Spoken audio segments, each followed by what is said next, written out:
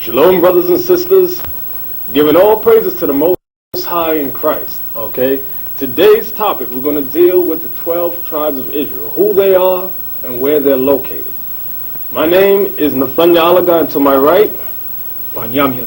Okay, because there's a common misconception out here in the world today that the Lord destroyed the 12 tribes of Israel, that now you can be a spiritual Israelite because the 12 tribes have been destroyed. Now, is that true according to the Bible? Let's go to Romans chapter 11 and read verses 1 and 2. In the New Testament, for you hypocrites. Okay? I say then, hath the Most High cast away his people? What's the subject? The Most High's people. God's people. Did he cast them away? Let's find out. Read. The Most High forbid. It says God forbid, meaning no. So here in the New Testament, the Apostle Paul makes it crystal clear that the Most High did not destroy the nation of Israel. They're not eradicated. They're not gone. Okay? Read on. For I also am an Israelite. Because Paul comes back and says, because I also am an Israelite. Read. Of the seed of Abraham, of the tribe of Benjamin. Read on. The Most High have not cast away his people, which he foreknew. So why is there all this confusion out in all the churches? Because you've all been teaching lies, because you've learned lies. The Most High has not cast away his people, which he foreknew. Meaning, the people he dealt with in the past, from the time of Moses, when Moses came out of Egypt with the children of Israel, those are the people the Most High foreknew. Okay, those are the same people he's dealing with today. Okay, so the Bible gives you the characteristics of the 12 tribes of Israel, okay, and where they're located today. And we're going to prove that. Okay, I'm going to read for Banyamya, and he's going to further expound on the tribes. We're going to go to Genesis chapter 49, and we're going to start at verse 1. Okay, you got to listen to what Jacob tells his sons. He says, these things shall happen to you in the last days. Okay? But before we go to Genesis 49, let's go to 2nd Esdras, chapter 14. We're going to read verses 1 to 6. The book that we're reading is entitled The Apocrypha.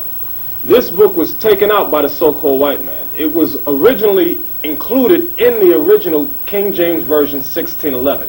But because it revealed too much about the end of times and who the wicked was, being the so-called white man, the so-called white man had it removed. Okay?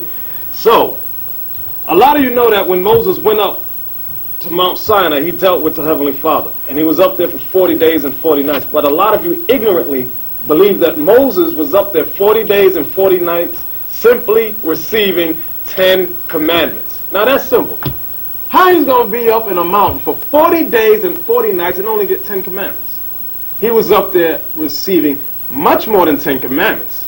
There's over 600 commandments, and he also received something else. And Ezra records it. So let's read 2nd Esdras chapter 14, verses 1 to 6.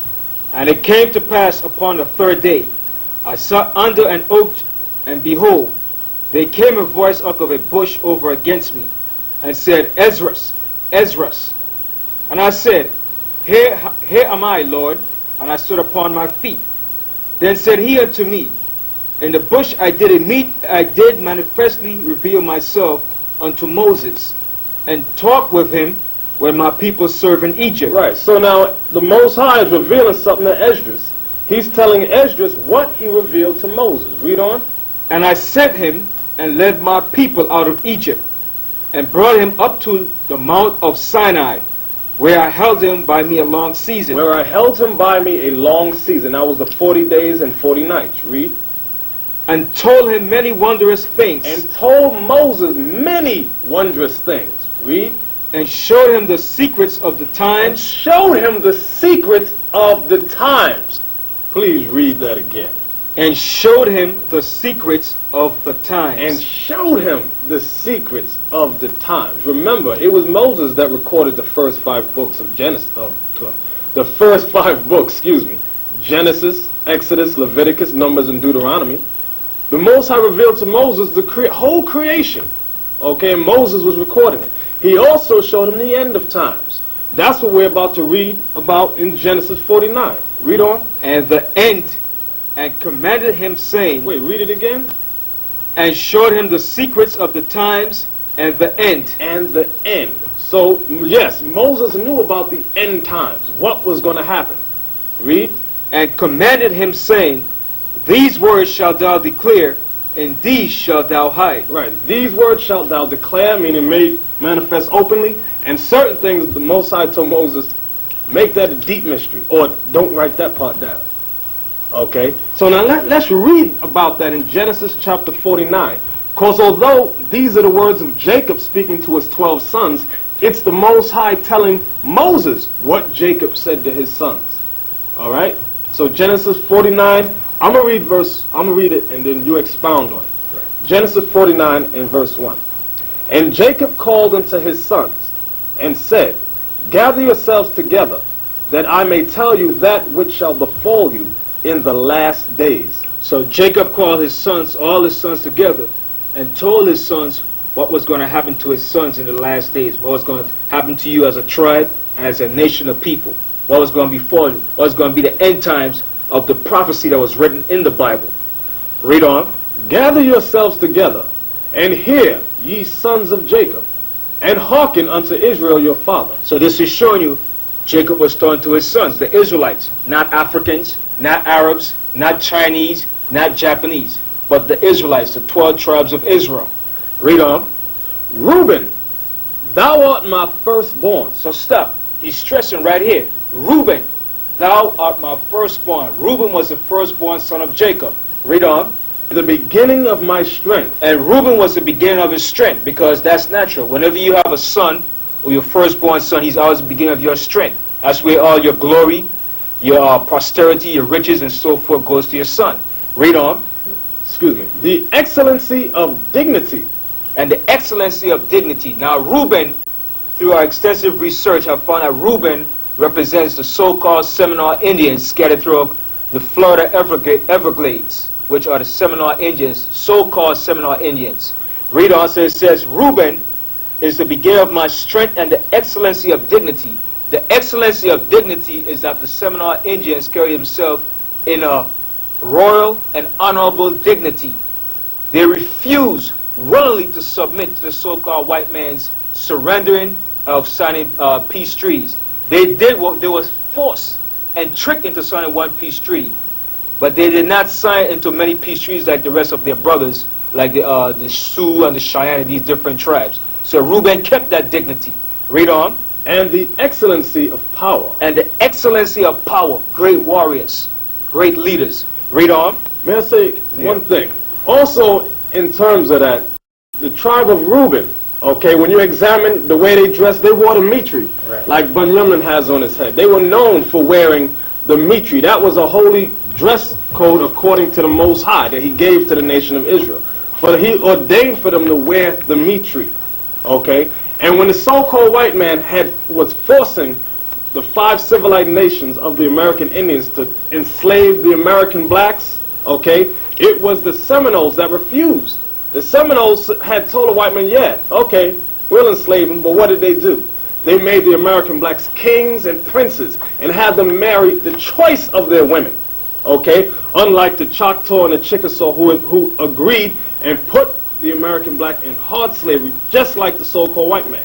Because the white man had told them, if you do this, we will allocate you certain freedoms.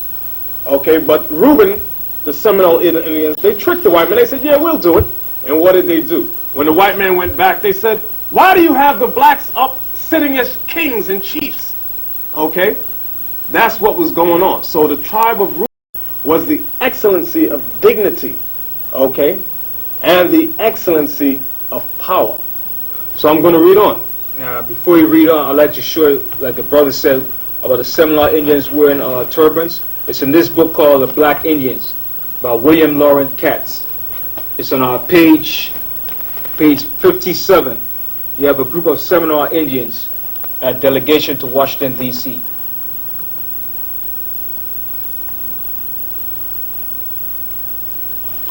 Okay, so I'm going to read on. I'm in verse 4 now.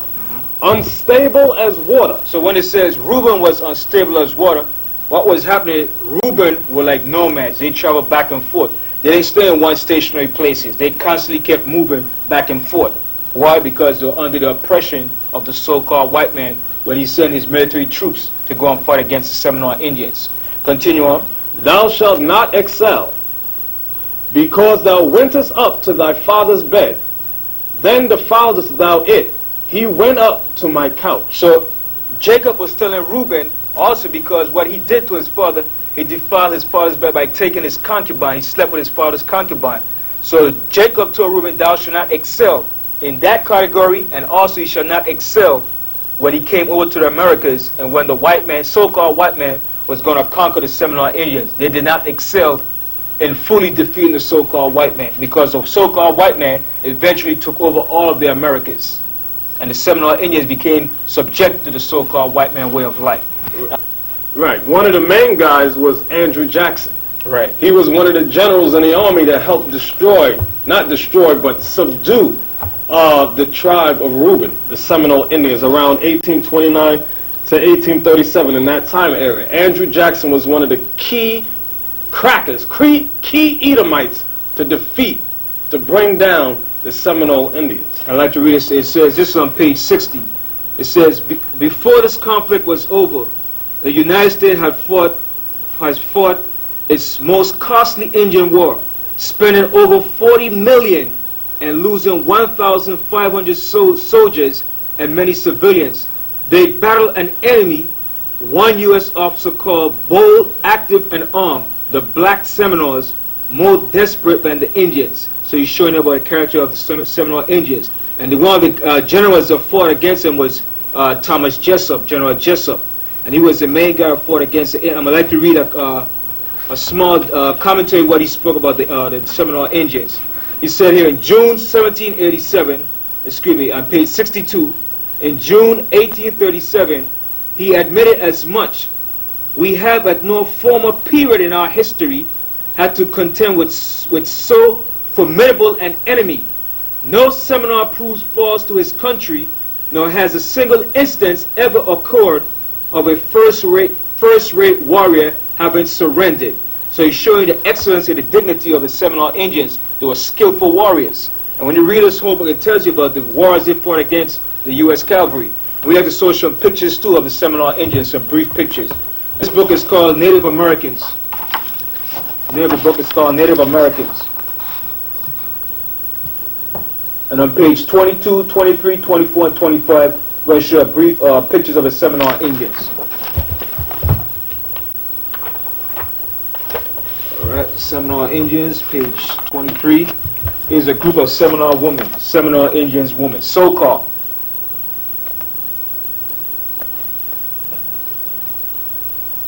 As you were showing the screen, the Seminole Indians. So we had to go to the book of Deuteronomy, the 33rd chapter and the 6th verse. Right. This is the blessing wherewith Moses blessed the 12 tribes of Israel in the book of Deuteronomy, chapter 33. So the understanding, so you just get the understanding. On how do we know who the 12 tribes are? You need 3 chapters primarily. You need Genesis chapter 49, you need Deuteronomy 33, and also Deuteronomy 28. We're mainly going to concentrate on Genesis 49 and Deuteronomy 33. And one more book, the Apocrypha. Right, and the Apocrypha. Okay, so Deuteronomy chapter 33, verse 6.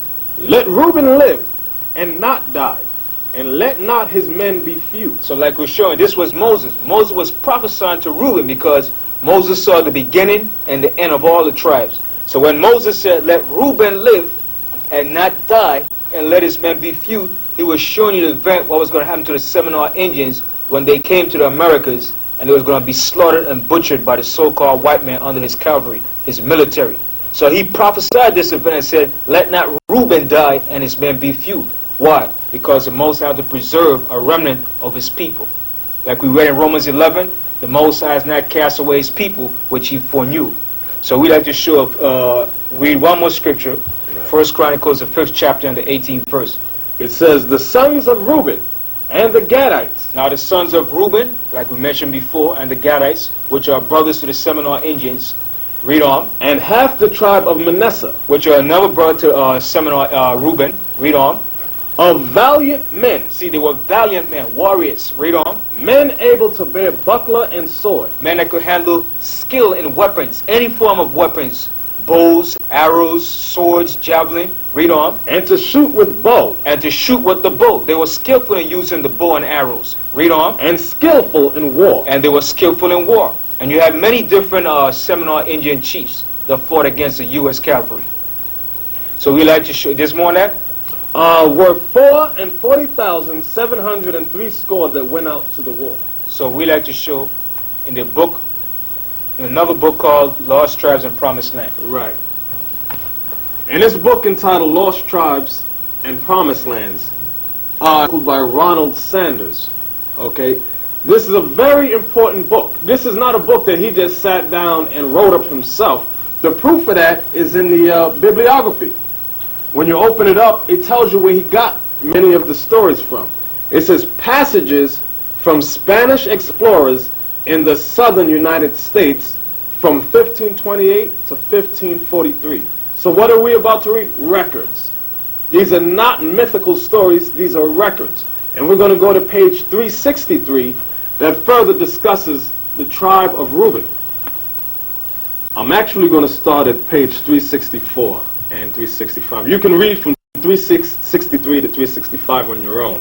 I'm going to sum it up briefly. There's a white man by the name of Montesinos. Okay, he was a Marrano, meaning he was a converted Jew. Okay, a white man that converted to Judaism. And he was thinking about the the native Indians. Okay, and this is what he says. It says, those Indians, he told himself, they are Hebrews. Okay? Eventually, so what happened here, I'm just going to skip all the way down. He goes out to find out about the Indians.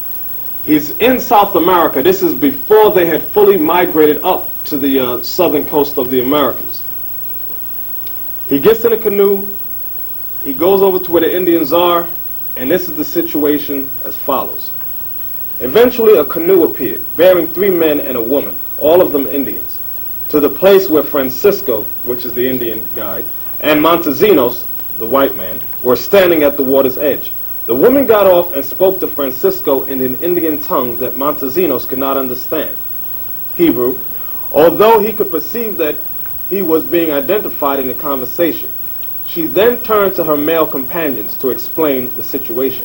Upon hearing her words, they arose, went over to Montesinos, and said, to his utter astonishment, said, I'm going to read it just as they have it. Shema Yisroel Adonai Eloheinu Adonai Ehud, which is Yiddish. What they really said is Shema Yasha'Allah Yahweh Allahayanawa Yahweh Ahad, meaning, Hear, O Israel, the Lord our God, the Lord is one. They had recited in Hebrew the fundamental credo of Judaism. They told him that they were themselves of the tribe of Reuben, and that the tribe of Joseph lived on an island nearby. The tribe of Joseph, meaning Manasseh and Ephraim, okay, which are Manasseh being the Cubans, and Cuban Indians, and Ephraim, who are the so-called Puerto Ricans. Right, the Tainos and the Boricuas. Yeah. Okay, I'm going to read on. Francisco told Montesinos all he knew about them from his own traditions. His ancestors, to their eternal shame, had indeed made war on them and persecuted them. Only the sorcerers of his tribe had perceived that they were a special people, and had given warning that they should be left alone. The God of these children of Israel is the true God. They had said, and everything inscribed on their tablets is true. Now I'm going to pause here, and everything inscribed on their tablets is true. Because the white man has taught throughout America that the so-called Indians had an oral tradition. The records here says, and everything inscribed on their tablets is true, meaning they had records here. At the end of days, they will be lords of all the nations of the earth. I'm going to read that again. I like that. At the end of days, they, meaning the tribe of Reuben and the other 12 tribes, will be lords of all the nations of the earth. One nation will come bringing many things to this land, meaning Judah, Benjamin, Levi hadn't yet been brought over as slaves yet.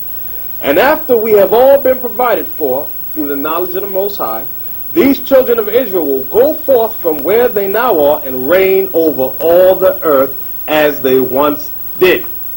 Ha!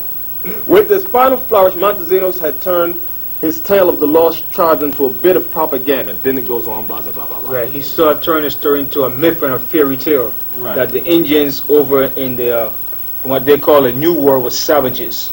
So this is the lies of the so-called white man to spread his propaganda.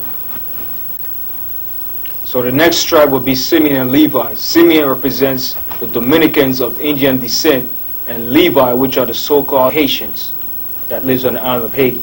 So we begin at Genesis, the 49th chapter and the 5th verse. Simeon and Levi are brethren. So what Jacob is saying, he says Simeon and Levi are brethren. Meaning when they say they are brethren, they share the same island known as Hispaniola, which is one side you have the Dominican Republic, and the other side you have Haiti. So it says Simeon and Levi are brethren. All the tribes are brethren, but he's stressing the point that Simeon and Levi, because these two brothers share one island that was known as Hispaniola, but later was divided into Santo Domingo and Haiti. Read on. Instruments of cruelty are in their habitation. And it says instruments of cruelty are in their habitations. The instrument of cruelty that's in their habitation is the witchcraft, which they call voodoo, that's used among the Haitians and the Santo Domingans. So that's the instrument of cruelty that's in the island. That's the main instrument that they use against their own people. And it was also used against the French when the Haitians fought against the French. But looking at today, our people use this witchcraft amongst their own people, which is known as voodoo. All right? Right. Can I show them a few clips of it? In this book here entitled Haiti, Feeding the Spirit, we're going to show you a few clips on the voodoo. Okay? As brought out in Haiti, they call it voodoo. In the Dominican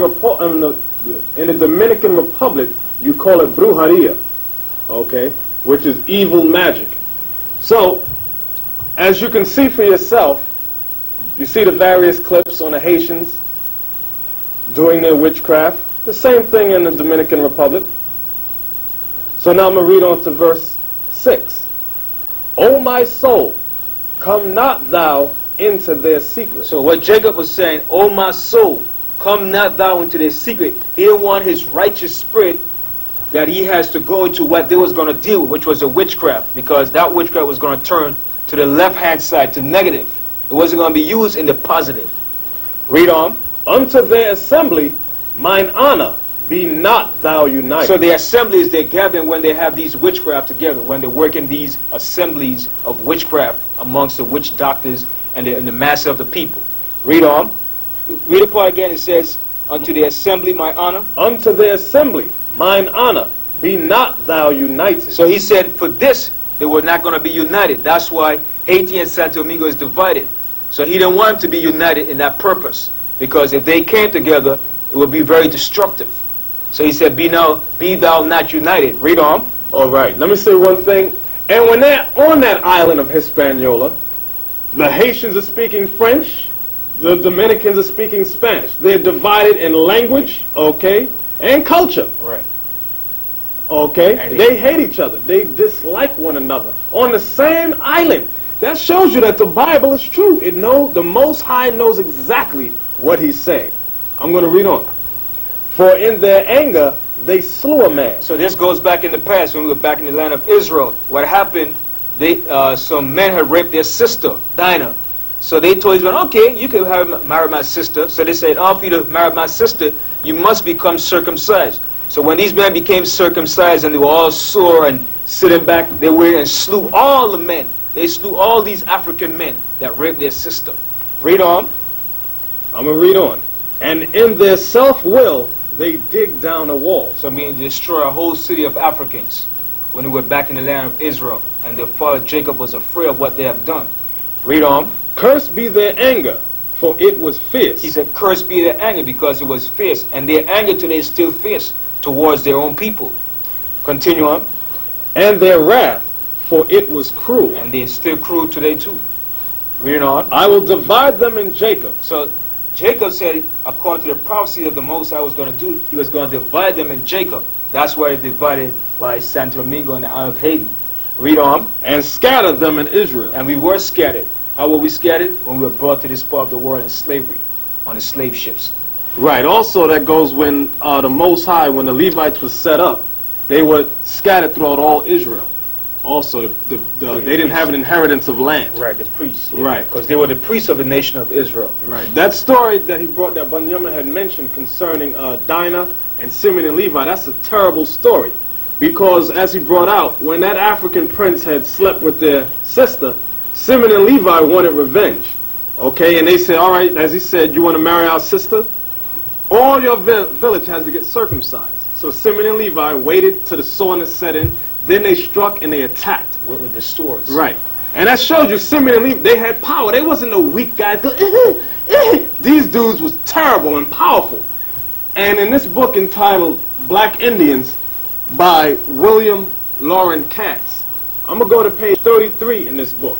And it talks about a similar situation with Simeon and Levi, meaning the Haitians and the Dominicans.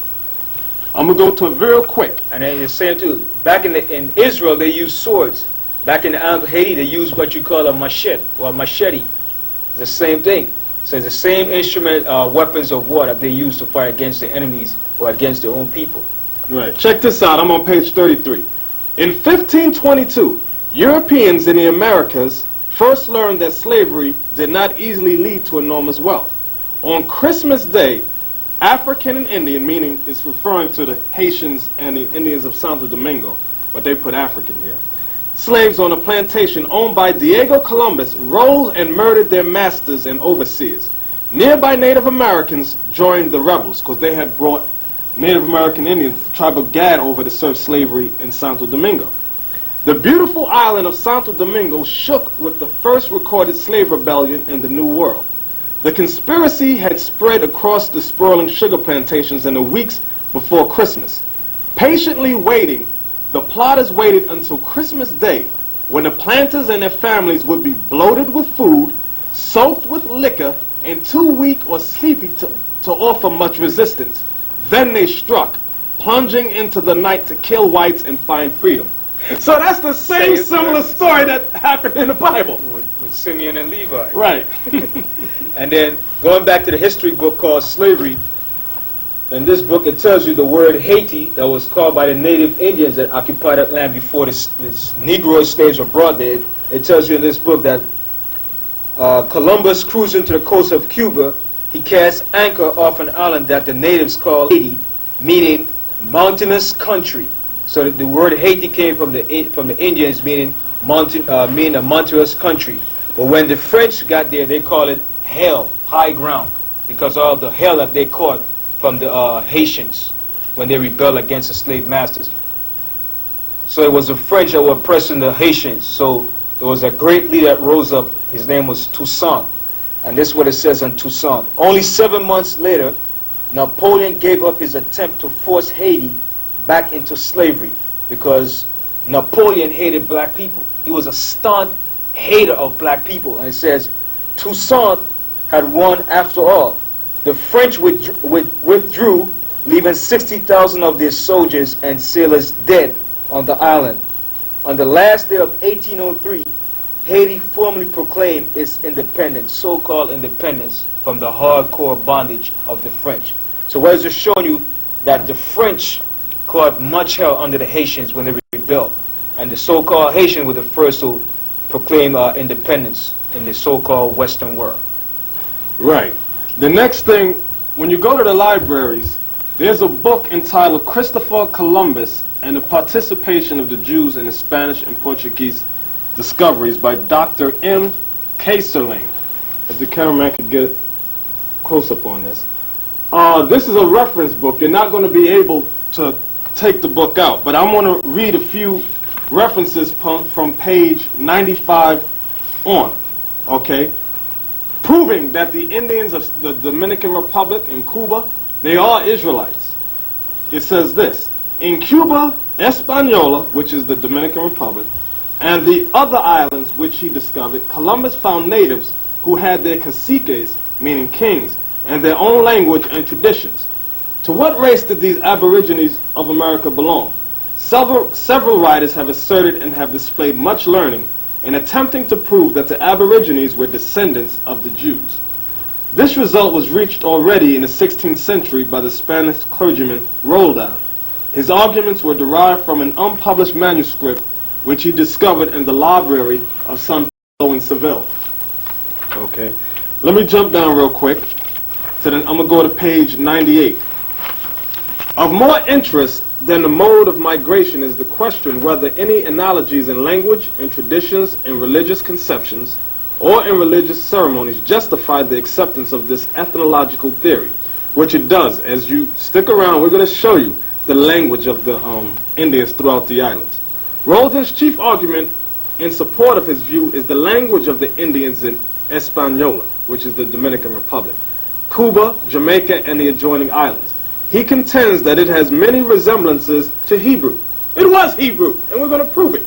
In fact, he even calls it corrupted Hebrew, because they had picked up other languages from the white men, different words, and inserted it in.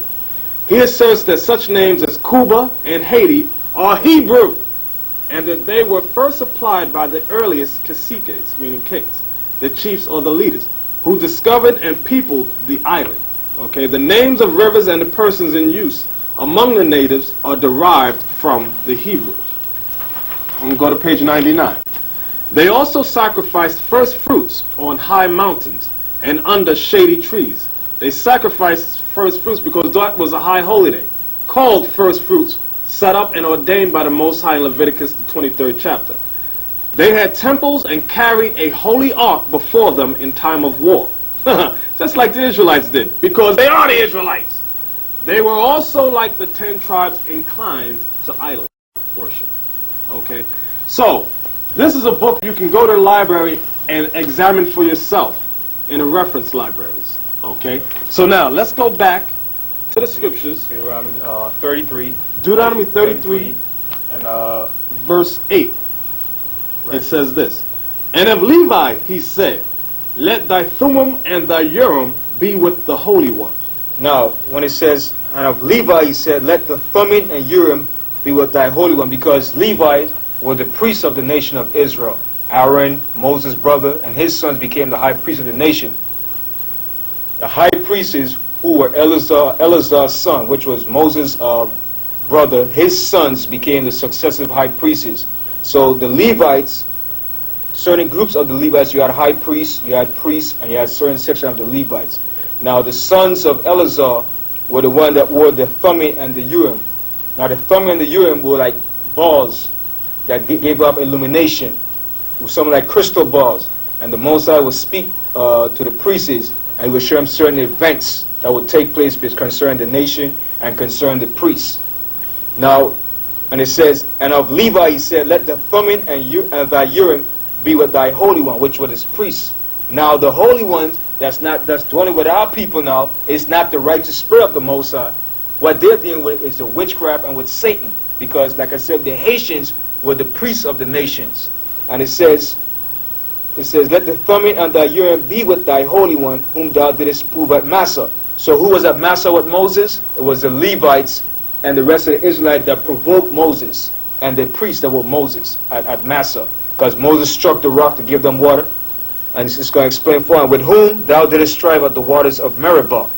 So this part, when it's about the Thummim and the Urim, is there you know that the priests used the Thummim and Urim, which were like crystal balls, that gave off a certain illumination to let the priest know what the Most High was going to relate to his high priest and so forth. And it says, the 9th verse, read on. Who said unto his father and to his mother, I have not seen him, neither did he acknowledge his brethren. So this is speaking about Levi. When it came to pass, when it was asked, when Joseph was sold in Egypt, it was asked of Levi, where was his brother? And Levi said, who said unto his father and to his mother, I have not seen him, neither did he acknowledge his brethren. Now when you look at it today, the Haitians today don't acknowledge the so-called black Americans or the West Indians. They merely keep to themselves, amongst themselves. They don't associate. They will speak to you, but the close, as far as dealing association is merely among their own people. They do not acknowledge their brethren. Continue on. Right. One more thing, one more aspect to that. When it says, who said unto his father and to his mother, I have not seen him, neither did acknowledge all his brethren, nor knew his own children, for they have observed thy word. Goes back to Exodus 32 also, when Moses came down from Mount Sinai, okay, and the children of Israel were in all manner of wickedness and fornication. And the Most High said, who is on the Lord's side, let him come here. And the Levites came to Moses. And he said, let every Levite take his sword and slay the wicked of Israel. And it says the Levites didn't care if it was their mother, their father, or their children. They just slaughtered them, put them to death. Okay, so I'm going to read on now in verse 10. They shall teach Jacob thy judgments, and Israel thy law. Right, so that was the job of the Levites, to teach the law. They were the lawgivers of the law also, to teach Israel the laws of the Most High, and so forth. That was the job of the priest, to do the sacrificing, to burn the incense in the temple, and it goes on and on. That was their job, to do the service of the Most High strictly. Read on. They shall put incense before thee, and whole burnt sacrifice upon thine altar. So their job was to burn the incense, right? The incense in the temple, sacrifice the animals for the sins of the people and for themselves, and for the atonement of the sins of the entire nation.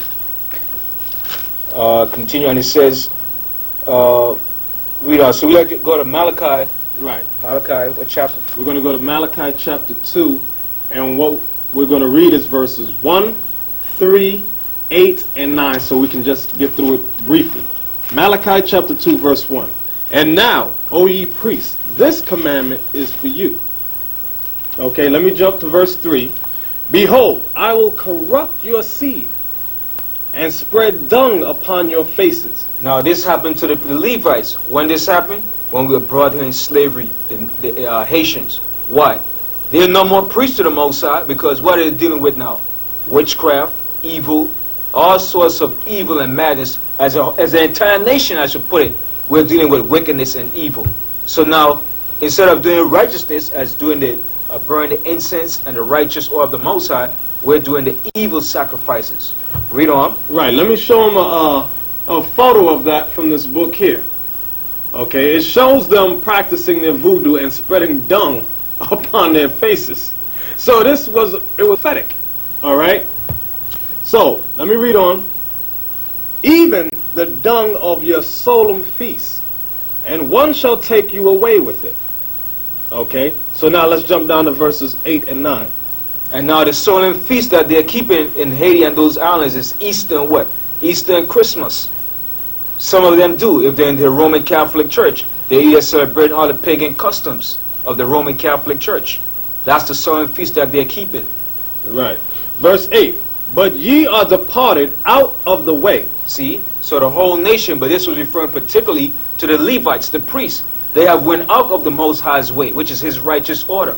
Continue on. Ye have caused many to stumble at the law.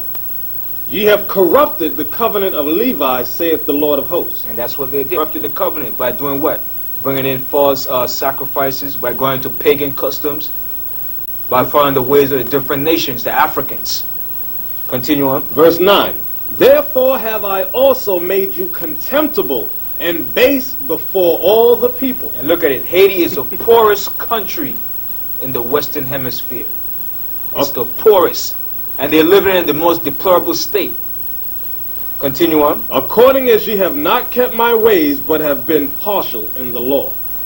Right, let me say this about that. When the Most High said he made Levi contemptible and base before all the people, meaning before all Israel. When you mistakenly if you ask a black guy, are you Haitian? You know how insulted they get. Haitian? Oh, I ain't no Haitian. If you ask any of our people, they get that's like the greatest insult to call them a Haitian, because they've been reduced to being contemptible and base before all the people. And with many Dominicans, the biggest joke that one of their jokes is to call another person, they say, tu eres un haitiano, meaning you are a Haitian. And they all think, that's like a joke to them, because they consider the Levites, which are the Haitians, the most base of all people. And at one time, they were the most noblest of all. The priests, the Haitian priests, were noble men. The Most High tells you how has the fine gold become dim. The priests were royal men. The priests dealt with purity, all pure stuff. None was unclean or base could come around the priest. Not even a stranger could touch the food that belongs to the priest. Everything around the priest had to be pure, sanctified, and holy. The priest could not even have a woman that had a husband before. She had to have been a virgin. So it's showing that the high level that we were once on to the level that we have been brought down to.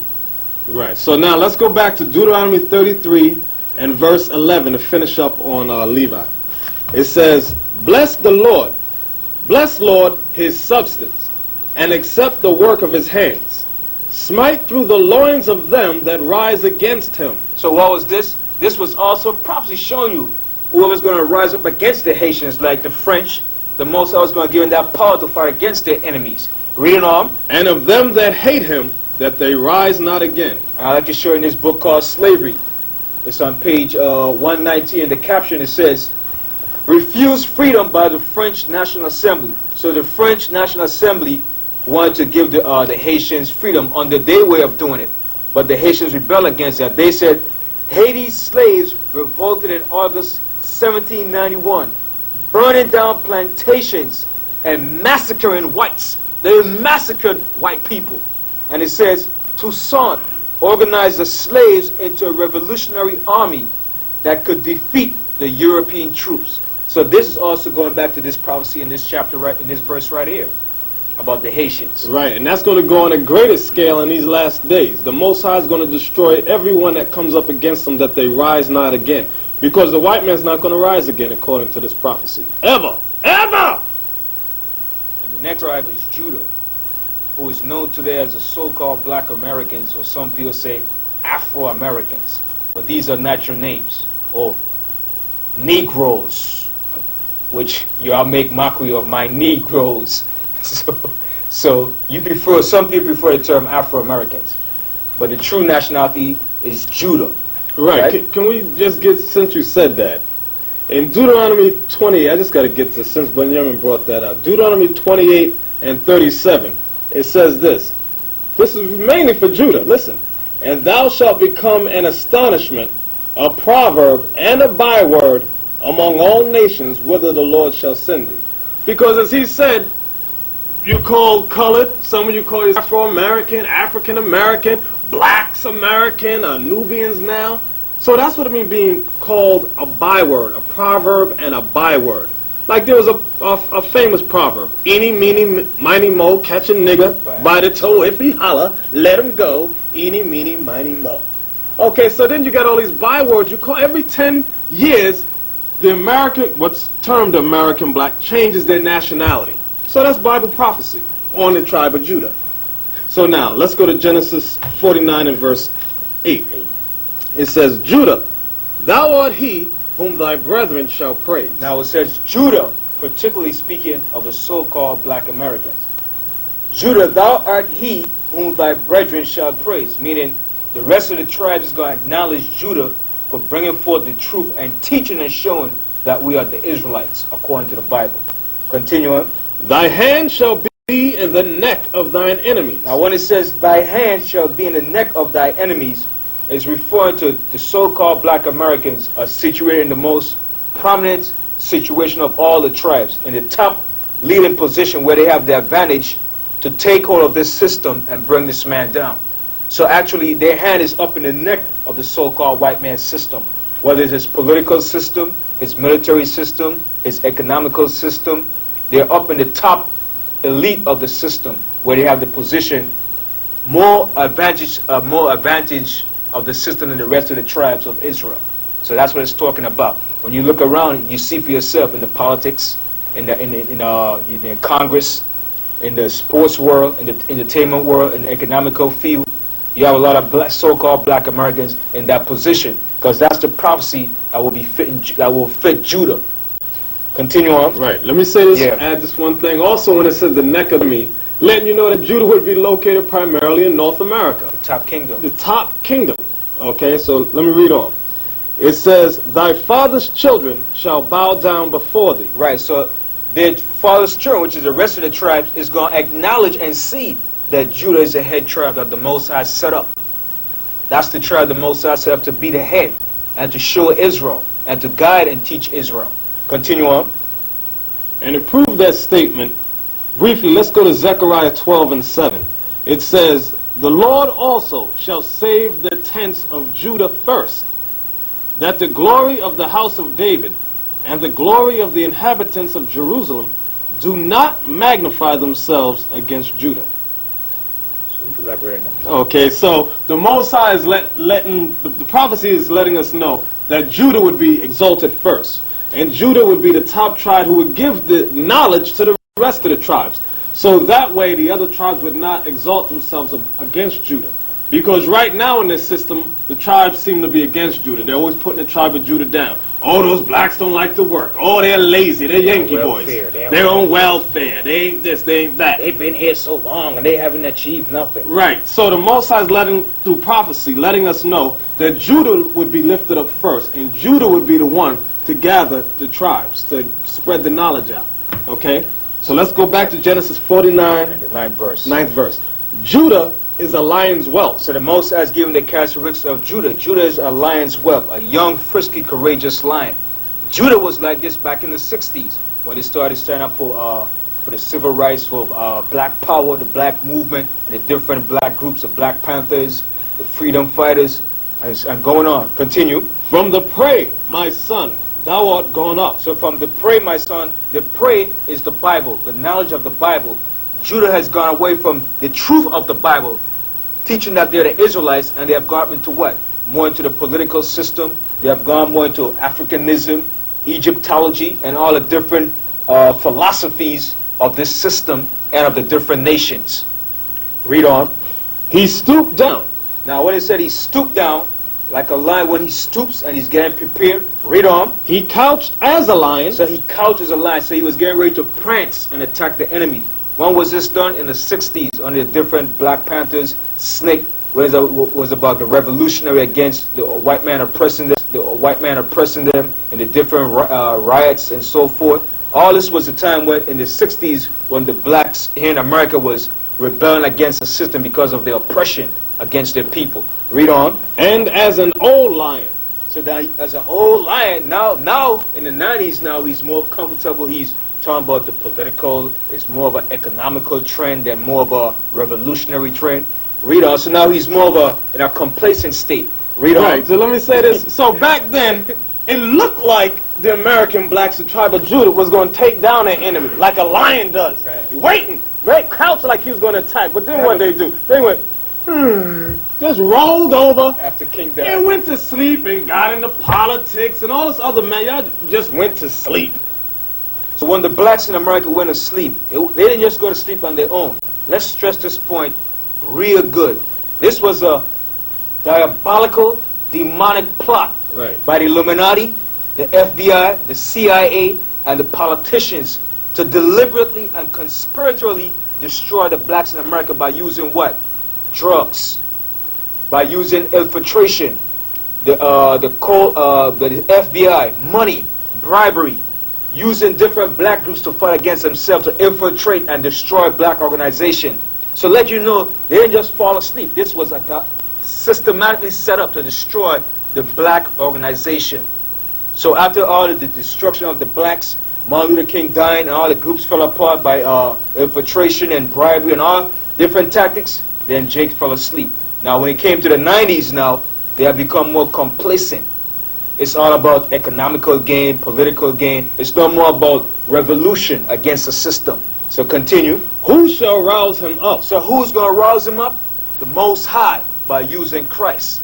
And thirdly, by the prophecies and the events taking place in the Bible. All the world events that's taking place around America and throughout the world. Continue. The scepter shall not depart from Judah. And it said the scepter shall not depart from Judah. The scepter is a royal staff used by kings.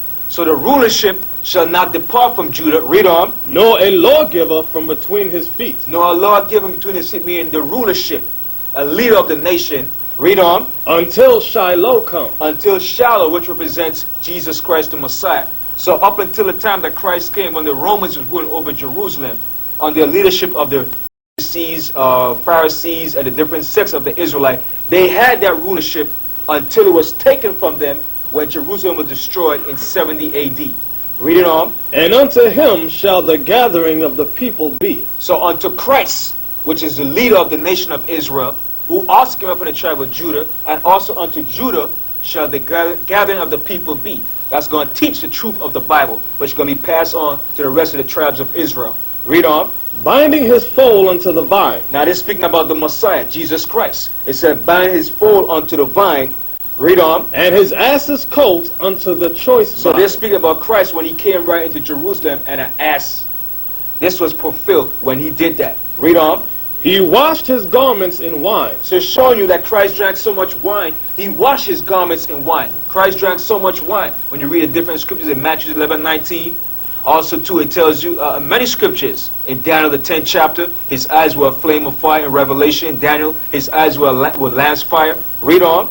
And his clothes in the blood of grapes. Meaning he drank so much wine, it was as if his clothes were stained in wine. And also showing the characteristics of the so-called black man. He drinks a lot of wine. Read on. His eyes shall be red with wine. Speaking still about the Messiah, his eyes shall be red with wine, which was fulfilled in when? Matthew's 11th chapter in the 19th verse. Also about the black man too, he drinks a lot of wine. Read on.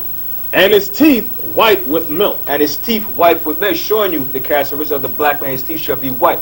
Back in slavery, you had a picture called a black sample, where you show a black man's grinning and showing his white teeth, his white pearly teeth. All right. Continue on. Deuteronomy 33rd chapter. Deuteronomy 33 and verse 7. And this is the blessing of Judah. And this is the blessing of Judah. What is the blessing? That the Most High was going to set up Judah to bring forth the truth and the knowledge of the Bible, showing that we are the Israelites. Read on. And he said, Hear, Lord, the voice of Judah. So he's saying, hear, Lord, hear the voice of Judah. Hear his prayers when he cries out to you in the affliction, in the time of affliction. Read on. And bring him unto his people. Bring him unto his people, the entire nation of Israel, the West Indians, the Haitians, the Puerto Ricans, the people that are listed on the sign that you see on the camera. Let his hands be sufficient for him.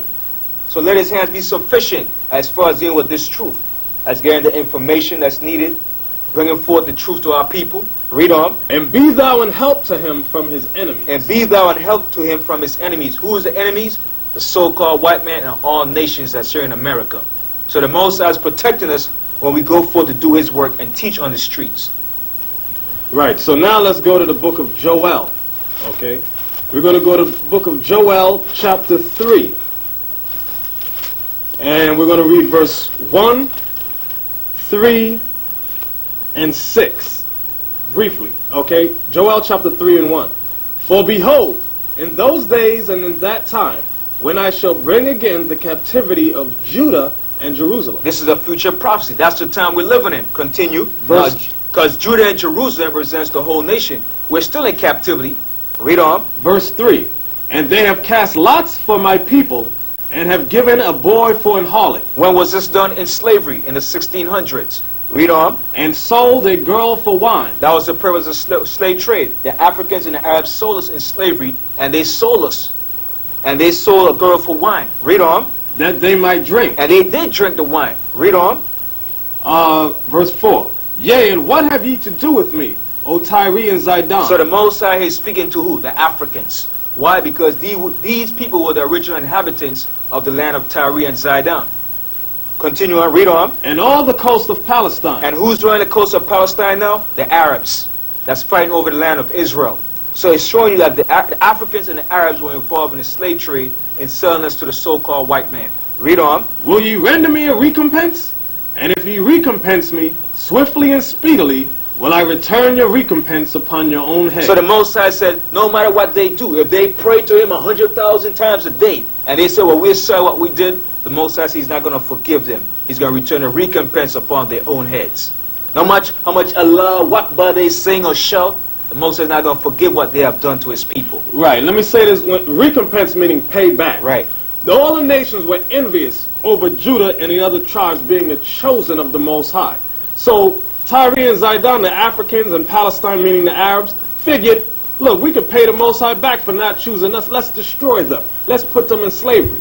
So the Most High said, if you do that, thinking you're paying me back for not choosing you as my chosen people, swiftly and speedily will I return your own payback upon your own head.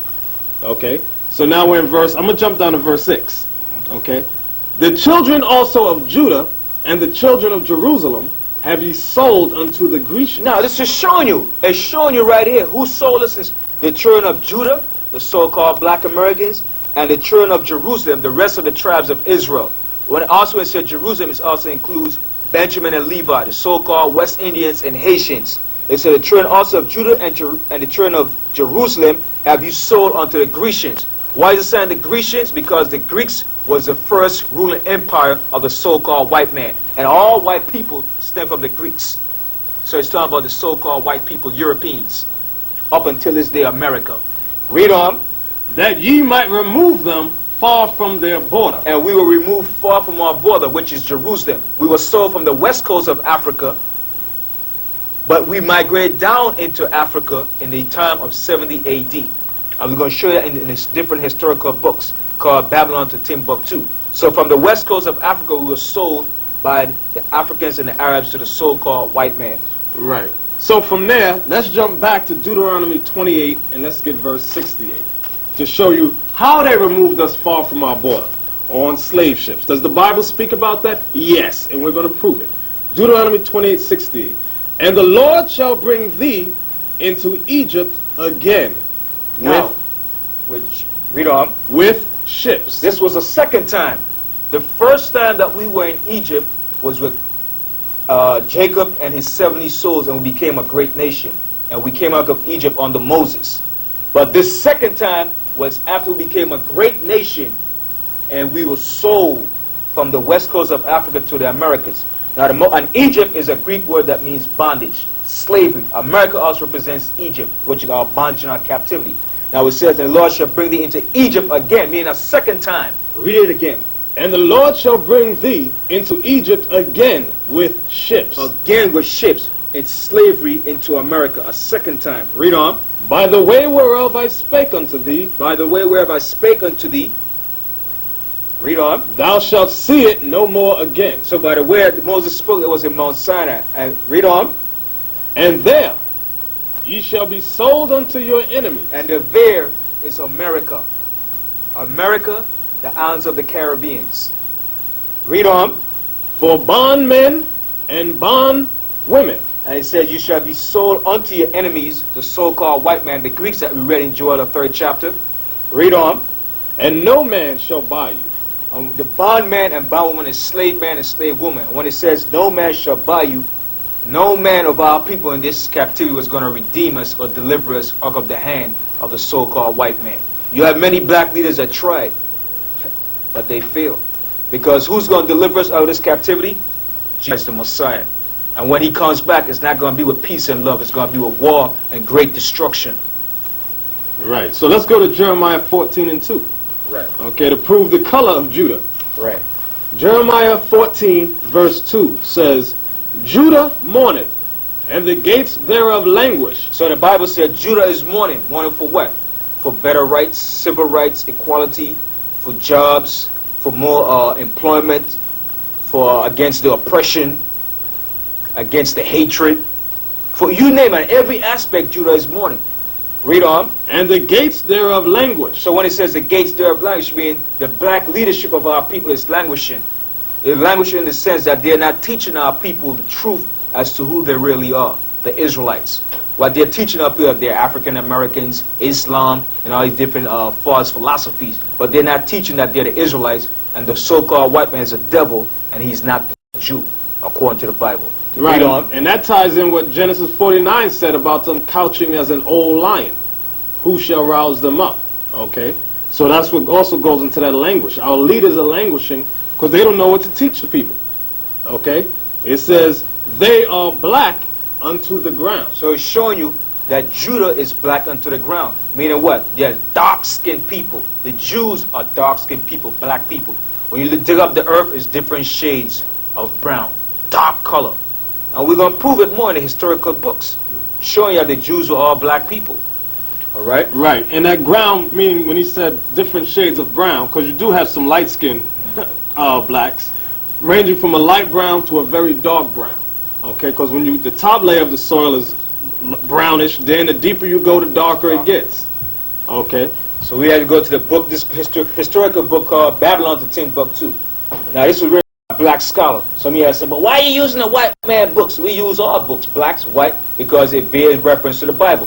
So we had to go to page 84 and read what this black scholar wrote. Right. And his name is Rudolph Windsor. It says, in the year 65 BC, the Roman armies under General Pompey, More white people, the Romans are Italians, white people that captured Jerusalem. Read on. captured Jerusalem. In 70 AD, General Vespasian and his son Titus put an end to the Jewish state. Remember that. They put an end to our rulership, our nation, in the land of Israel, not Africa. Read on. With great slaughter. With great slaughter. They were slaughtering, killing us, butchering us. Mass genocide. Read on. During the period of the military governors of Palestine, many outrages and atrocities were committed against the residue of the people. During the period from Pompey to Julius, it has been estimated that over 1 million Jews fled into Africa. You hear that? 1 million Jews fled into Africa. So now, if these Jews are white people, what would be the purpose or the sense of fleeing down to Africa? So showing you these were black people. 1 million Jews fled down into Africa, like we just read in the book of Deuteronomy 28:68. And you were sold from where? From Africa to America. By who? The Africans and the Arabs. Read on. Right, let me bring this out. And this also proves what you had said earlier about the scepter shall not depart from Judah until Shiloh come. Because right after Christ came, the Romans under Vespasian, like we're reading, destroyed Israel. And they lost their power. Okay? I'm going to read on. Fleeing from Roman persecution and slavery, the slave markets were full of black Jewish slaves. Okay? So, sure, that's the proof right there. The slave markets were full of black Jewish slaves. Now I can show one more book called Sex and Race. This is by J.R. Rogers, another black historian and scholar. All right, in this book on page 91, he asks a question right here. This is the question that he posed to the readers. It says right in page 91, were the Jews originally Negroes? The answer is yes, and still are. Now this is what he said about the European painters. It says, European painters and sculptors, by their use of white models to typify biblical characters, have falsified tremendously the physiognomy of the ancient Jews. That's true. When was this done? In the Renaissance period. This was done by the Renaissance to typify biblical characters by using white men to portray the biblical characters. Moses, Joshua, Jesus Christ, the apostles, and all the people in the Bible. That's why today you have a prominent picture of this guy that we call Jesus Christ, a white-looking guy, which actually his name is Caesar Borgias, the second son of Pope Alexander VI of Rome. Now I have another historical book called Nature Knows No Color Line, again by J.R. Rogers, another black historian. And in this book, on certain pages, it's going to tell you, he said the Jews of Spain and Portugal were so dark. And he's going to give the history concerning this matter. Now this is on page 123 in Nature Knows No Color Line. And this is what it states in the book. It says right here. It says, Waite says, an interesting gradation of all shades down to the black is exhibited by the Jews. Especially dark were the Jews of Spain and Portugal. The Portuguese Jews were very dark, says Pritchard. The Duchess of de Abrantes, wife of Napoleon's ambassador to Portugal, said that the Jew, the Negro, and the Portuguese would be seen in a single person. So dark were the Jews, especially of Portugal and southern Spain, that many whites thought all Jews were black or dark. Showing you right there. Now he's going to say, it says, many of the Jews who were banished from Portugal by John II settled in the West Indies.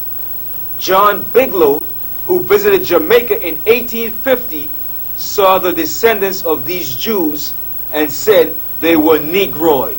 So this is the fact right here. These are the facts showing you. So the Bible and history proves the facts that what we show you, these are the tribes of Israel. In conclusion to the tribe of Judah, I'd like to get one more scripture.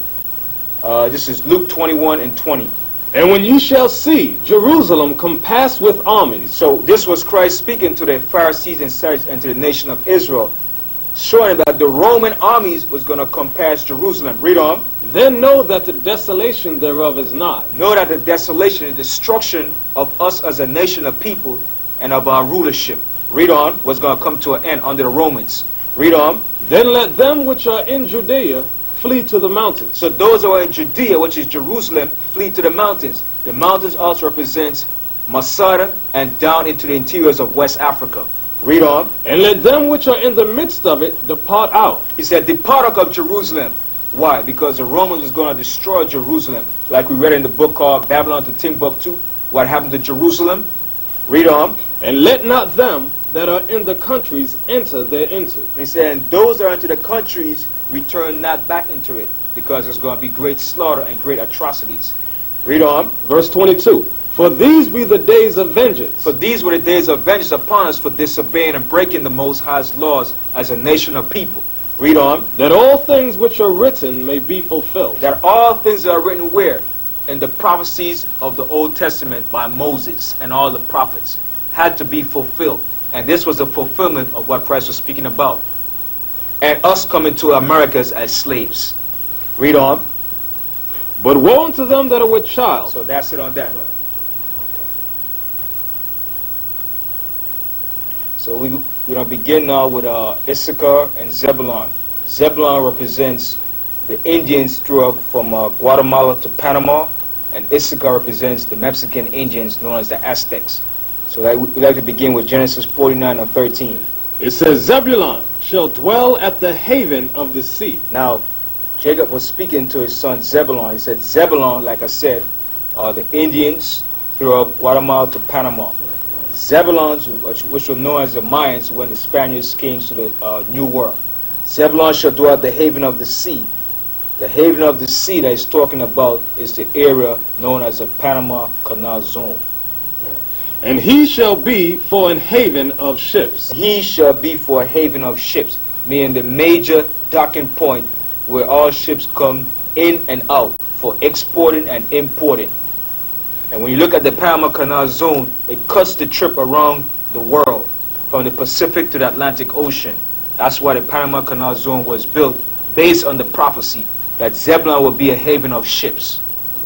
Read on. And his border shall be unto Zidon. So back in ancient time, even Zebulon used to dwell at the sea coast, and his border extended up until Zidon. Going on. Verse 14. Issachar is a strong ass. Now we're speaking about Issachar, which represents the Aztec Indians, known to as the Mexicans. Not the Spanish, but those of Indian descent. They call themselves Azteca. Read on. Issachar is a strong ass. So it said Issachar is a strong ass, meaning he's a strong, hard worker. Read on. Couching down between two burdens. And the two burdens that he couching down is what? Is Mexico, this is North America, and Central America. And the two burdens also the burden that he carries upon his back during all his hard labors. Right. Let me say they always show the Mexicans one of their symbols is an ass. That's one of their famous symbols. Let me get this picture. Right, the burro. Right, the burro, like you said. Real quick. Okay. This is from this book entitled Mexico, Feast and Famine. Okay. And inside they show you the Mexicans riding on the border. Let me open to it right here. On what page? There's no page number in this book. Okay. So, let me continue. Verse 15. And he saw that rest was good. And meaning the rest was a pleasant land. And the rest that they also have is what they call a siesta, where they stop working at 12 o'clock noonday and they rest. And they don't do no work. Right. A few of the Latin American countries also do that. However, it's the Mexicans who have become famous for it. Anytime you hear of a siesta, what's the first thing that comes to your mind? The Mexicans. Okay?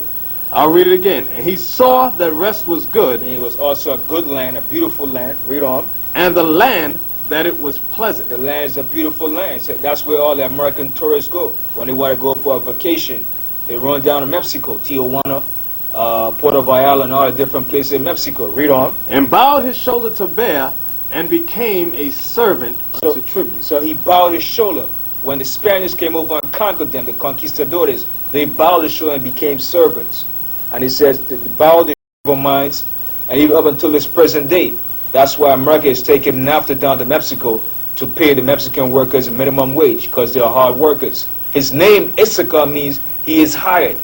And the white man knows this prophecy. That's why he exploit and use the Mexicans as cheap labor. Right, even here in the city, whenever the Japanese or the white man in general wants a cheap labor, who do they get? The Mexicans, and pay them less than minimum wage. Because they say none of the blacks surely ain't going to work for that, or none of the other Spanish-speaking tribes, but get the Mexicans. You could pay them $1.50 an hour. They'll do it. Right. Okay. So now, let's go to Deuteronomy 33.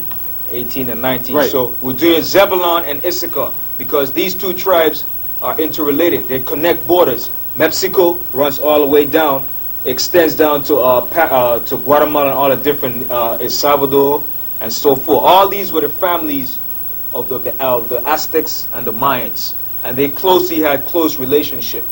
Right. So Deuteronomy 33 verse 18. And of Zebulun he said, Rejoice, Zebulun, in thy going out, and Issachar in thy tent. So Zebulun rejoiced in their going out when they used to keep the feast. Now, not talking about the wicked feast that they kept when they went off into wickedness.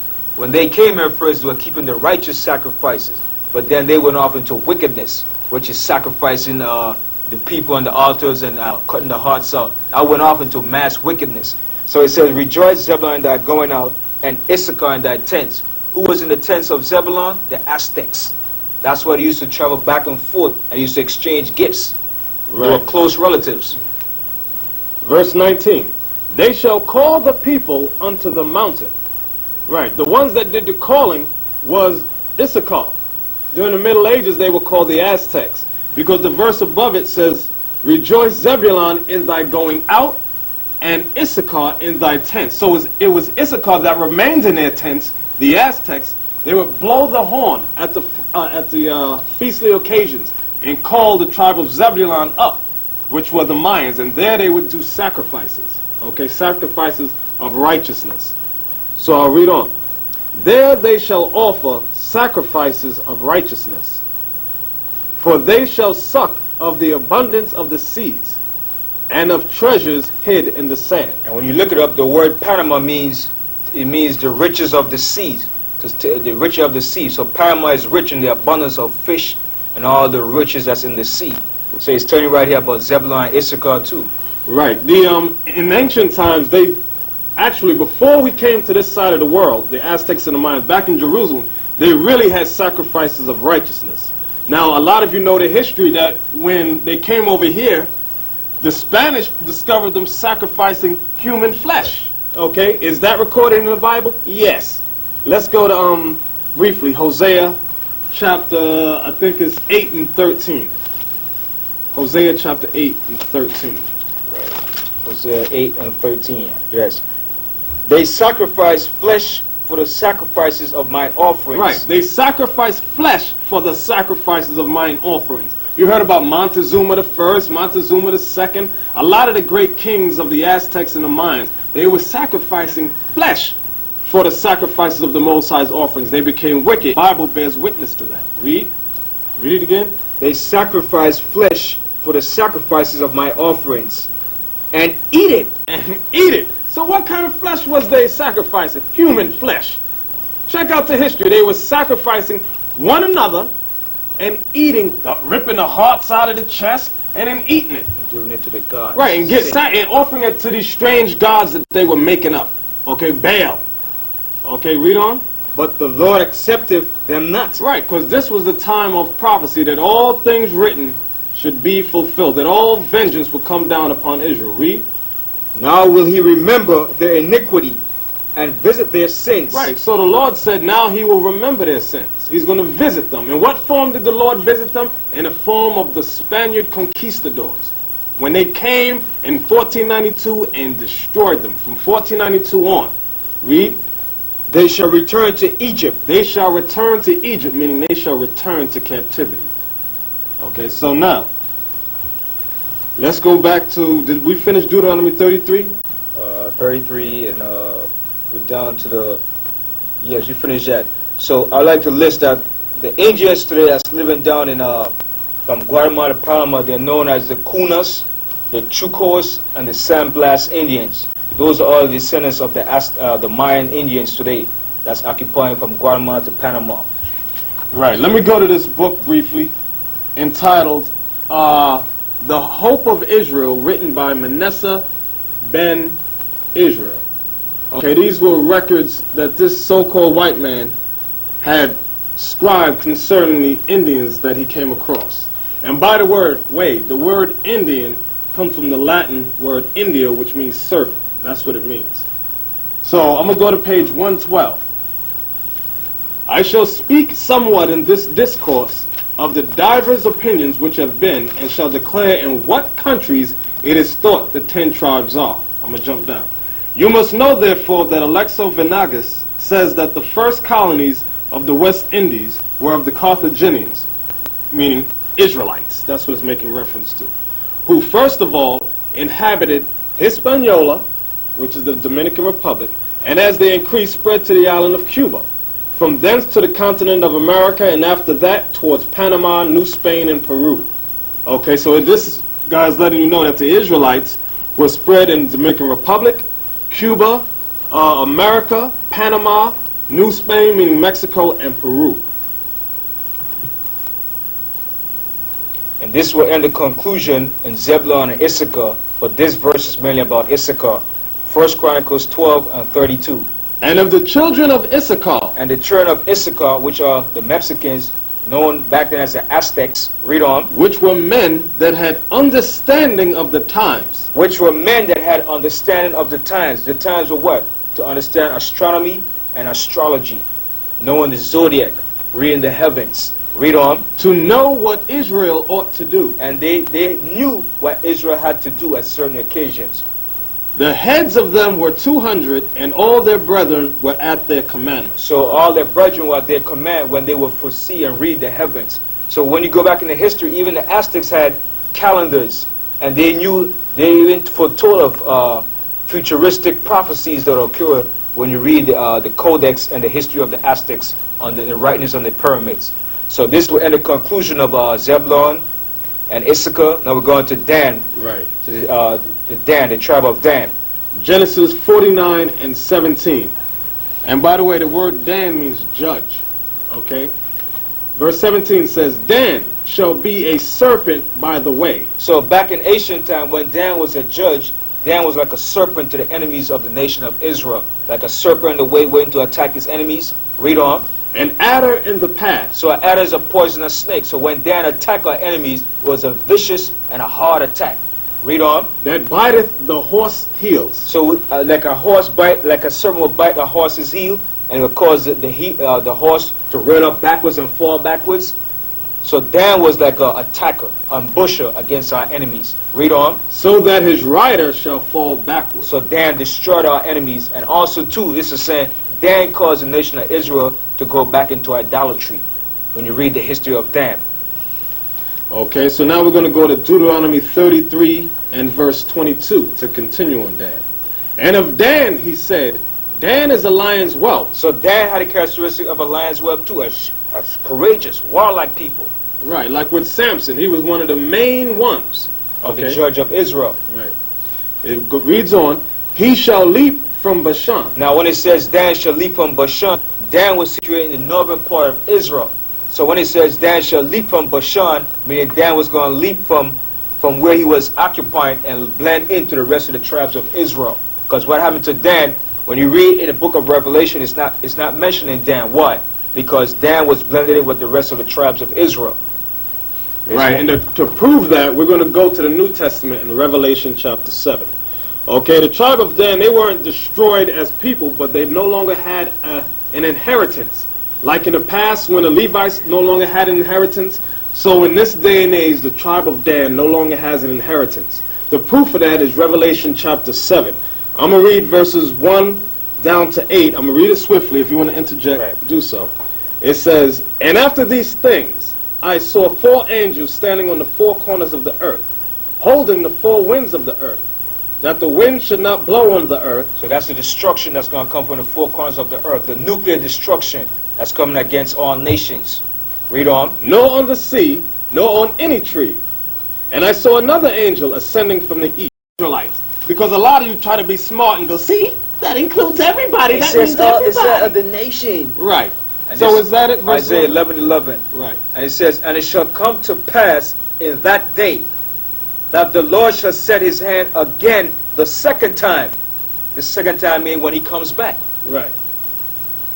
To recover the remnant of his people, which shall be left from Assyria, from Egypt, from Pathros, from Cush, from Elam, and from Shinar, and from Hamath, and from the islands of the sea.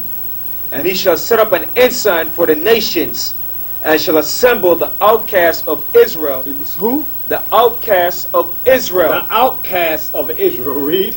And gather together the dispersed of Judah from the four corners of the earth. Do you hear that? So that explains Revelation 7 and that verse we had read about them coming out of all nations. Okay, so stop the strange doctrine of including the Chinese, the Japanese, the Hawaiians. No, this ain't for you. This is only for the 12 tribes of Israel coming out of all nations under the earth. All right, so with that, we're moving on to the next tribe, which is Gad, which means truth, which is the so-called North Americans, known as the Cheyenne, the Sioux, the Apache, the Cheyenne, the Apaches, and so forth. This is what you call the so-called North American Indians, Native American Indians. Now, I want to stress this point because you have scholars and so-called biblical scholars saying, well, Native American Indians are Chinese, they came from the Bering Strait. This is a bold-faced, blatant lie. You're looking at a so-called North American Indian right here. That's right. Nathaniel Alaga. Since you made that statement, let's go into this book entitled History of the American Indians by James Adair. Okay? He wrote this book in let me look at it real quick. 1775, and it was first published in the United States in 1930. Let's read about, did he find anything about the Native American Indians being descended from the Chinese? I'm going to go to page 13. Page 13 and 14. Bear with me. Here comes right here. All right. It says, some have supposed the Americans, meaning the Indians throughout the North America, to be descended from the Chinese. But neither their religion, laws, customs, and etc. agree in the least with those of the Chinese, which sufficiently proves they are not of that line. I'm going to go to page 14 now. Neither could persons sail to America from the north, referring to the Bering Straits, that lie that you push in schools, that the so-called Indians came through the Bering Straits. I'm read it again. Neither could persons sail to America from the north, by the way of the Tartary, or ancient Scythia, that from its situation never was or can be a maritime power, and it is utterly impractical for any to come to America by sea from that quarter.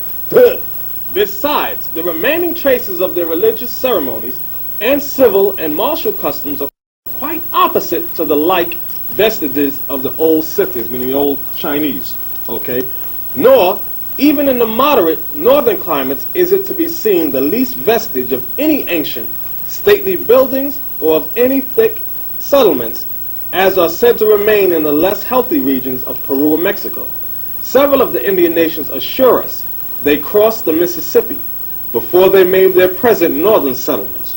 That's why they call them the Indians Arawaks, meaning when they traveled from the southern coast of South America or made their way up, which, connected with the former arguments, will sufficiently explode that weak opinion of the American Aborigines being lineally descended from the Tartars or ancient Scythians, meaning the Orientals.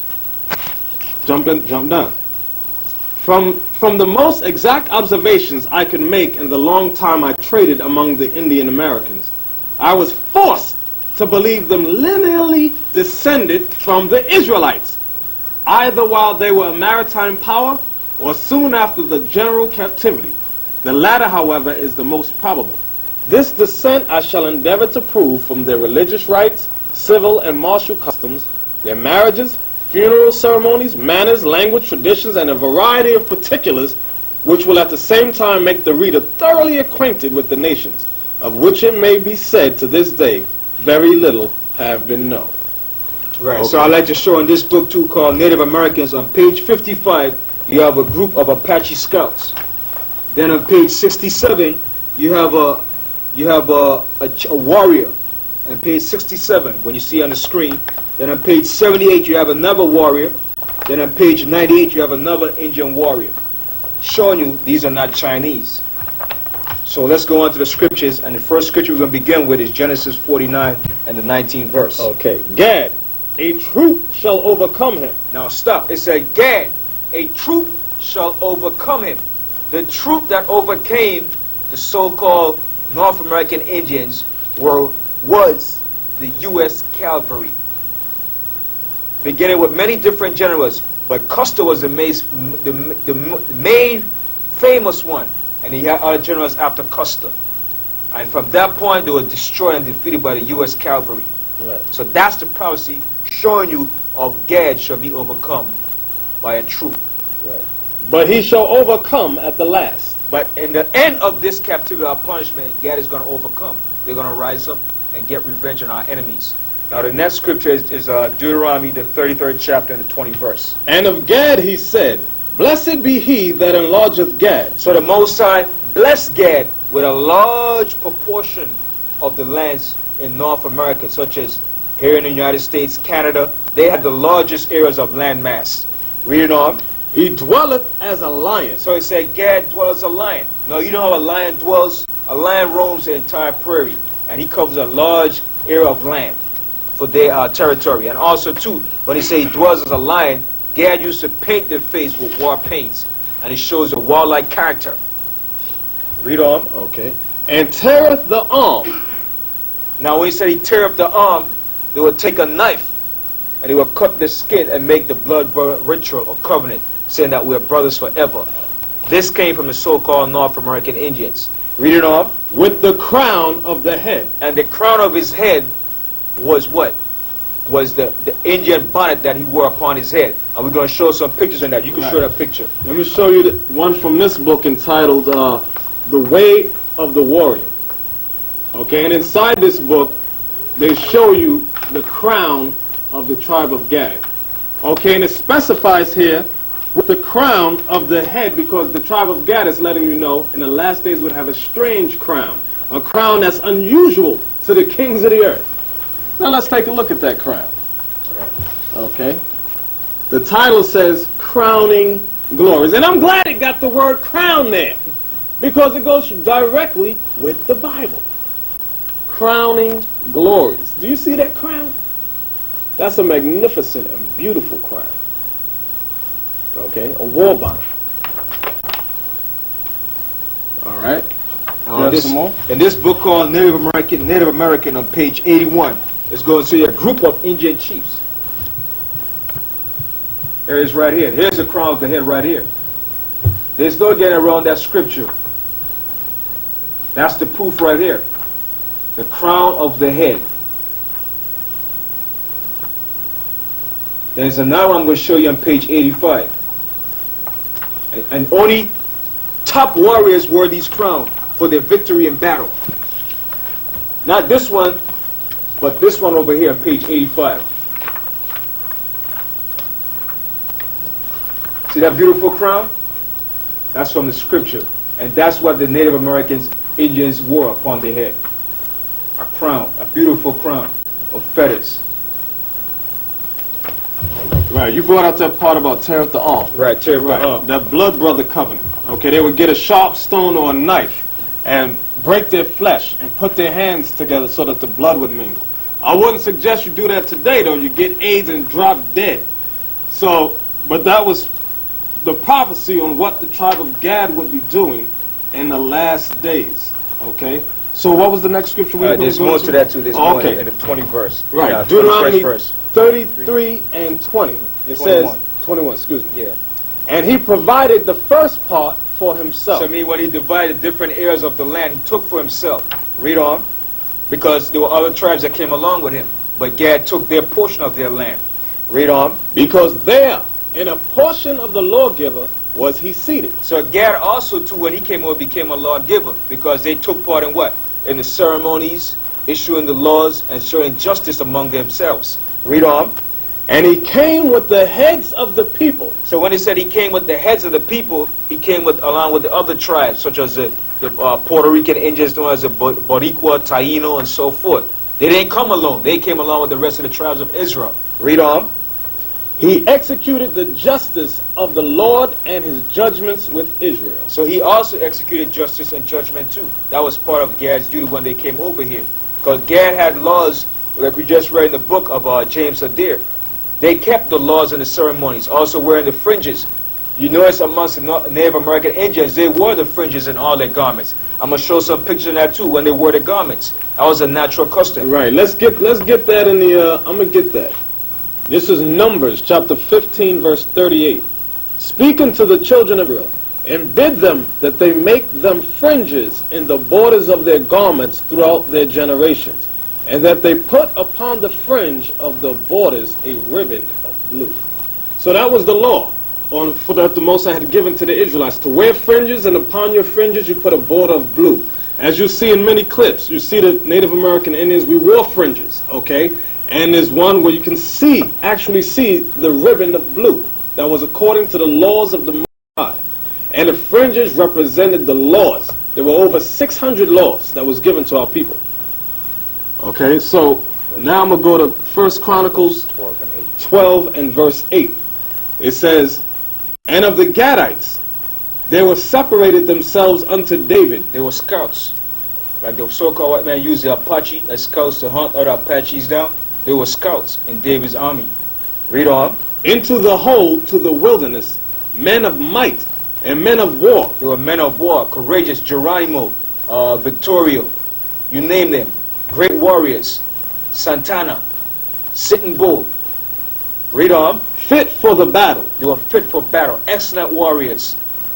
Read on. That could handle shield and buckler, whose faces were like the faces of lions. So meaning they paint their faces with war paint. Right. When they went out to war. I'm gonna show a clip of that from this book entitled After Columbus. This is from the Smithsonian Chronicle of the North American Indians.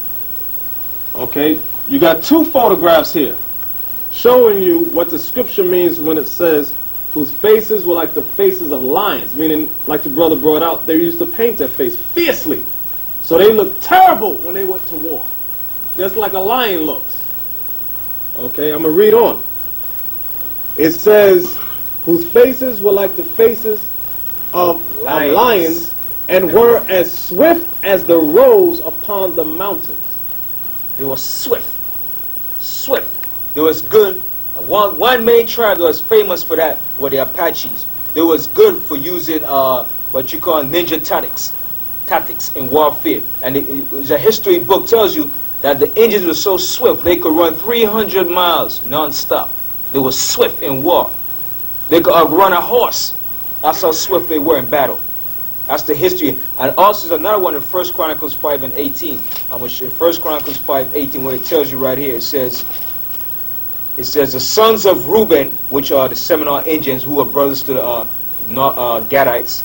It says, and the Gadites and the half-tribe Manasseh, which are the so-called Cuban Indians, are valiant men able to bear buckler and sword, and to shoot with bow, and skillful in war. In this book right here, what is this right here? It's showing the bows and the arrows. The Indians were skillful in using the bow, and they were skillful in war, like I named before, with many different leaders of the so-called Native American Indians. So those are the scripture and prophecy showing you about the so-called Native American Indians. So at this time we would like to show and prove, according to the Apocrypha, which is the Bible, how the 10 tribes came over to the Americas, known as the New World. And these 10 tribes were referred to as what you call Native American Indians, the Indians in Central America, throughout the Caribbean and South America. Now this is the book of 2nd Ezra, the 13th chapter and the 40th verse. Those are the 10 tribes which were carried away prisoners out of their own land in the time of Hosea the king. So this Hosea was the king of Israel during that time, when the nation of Israel was split into two, known as the northern kingdom and the southern kingdom. Now at this time, Shalmaneser, the king of Assyria, took the 10 tribes out of Israel and took them into his country, which is up in Assyria. Read on.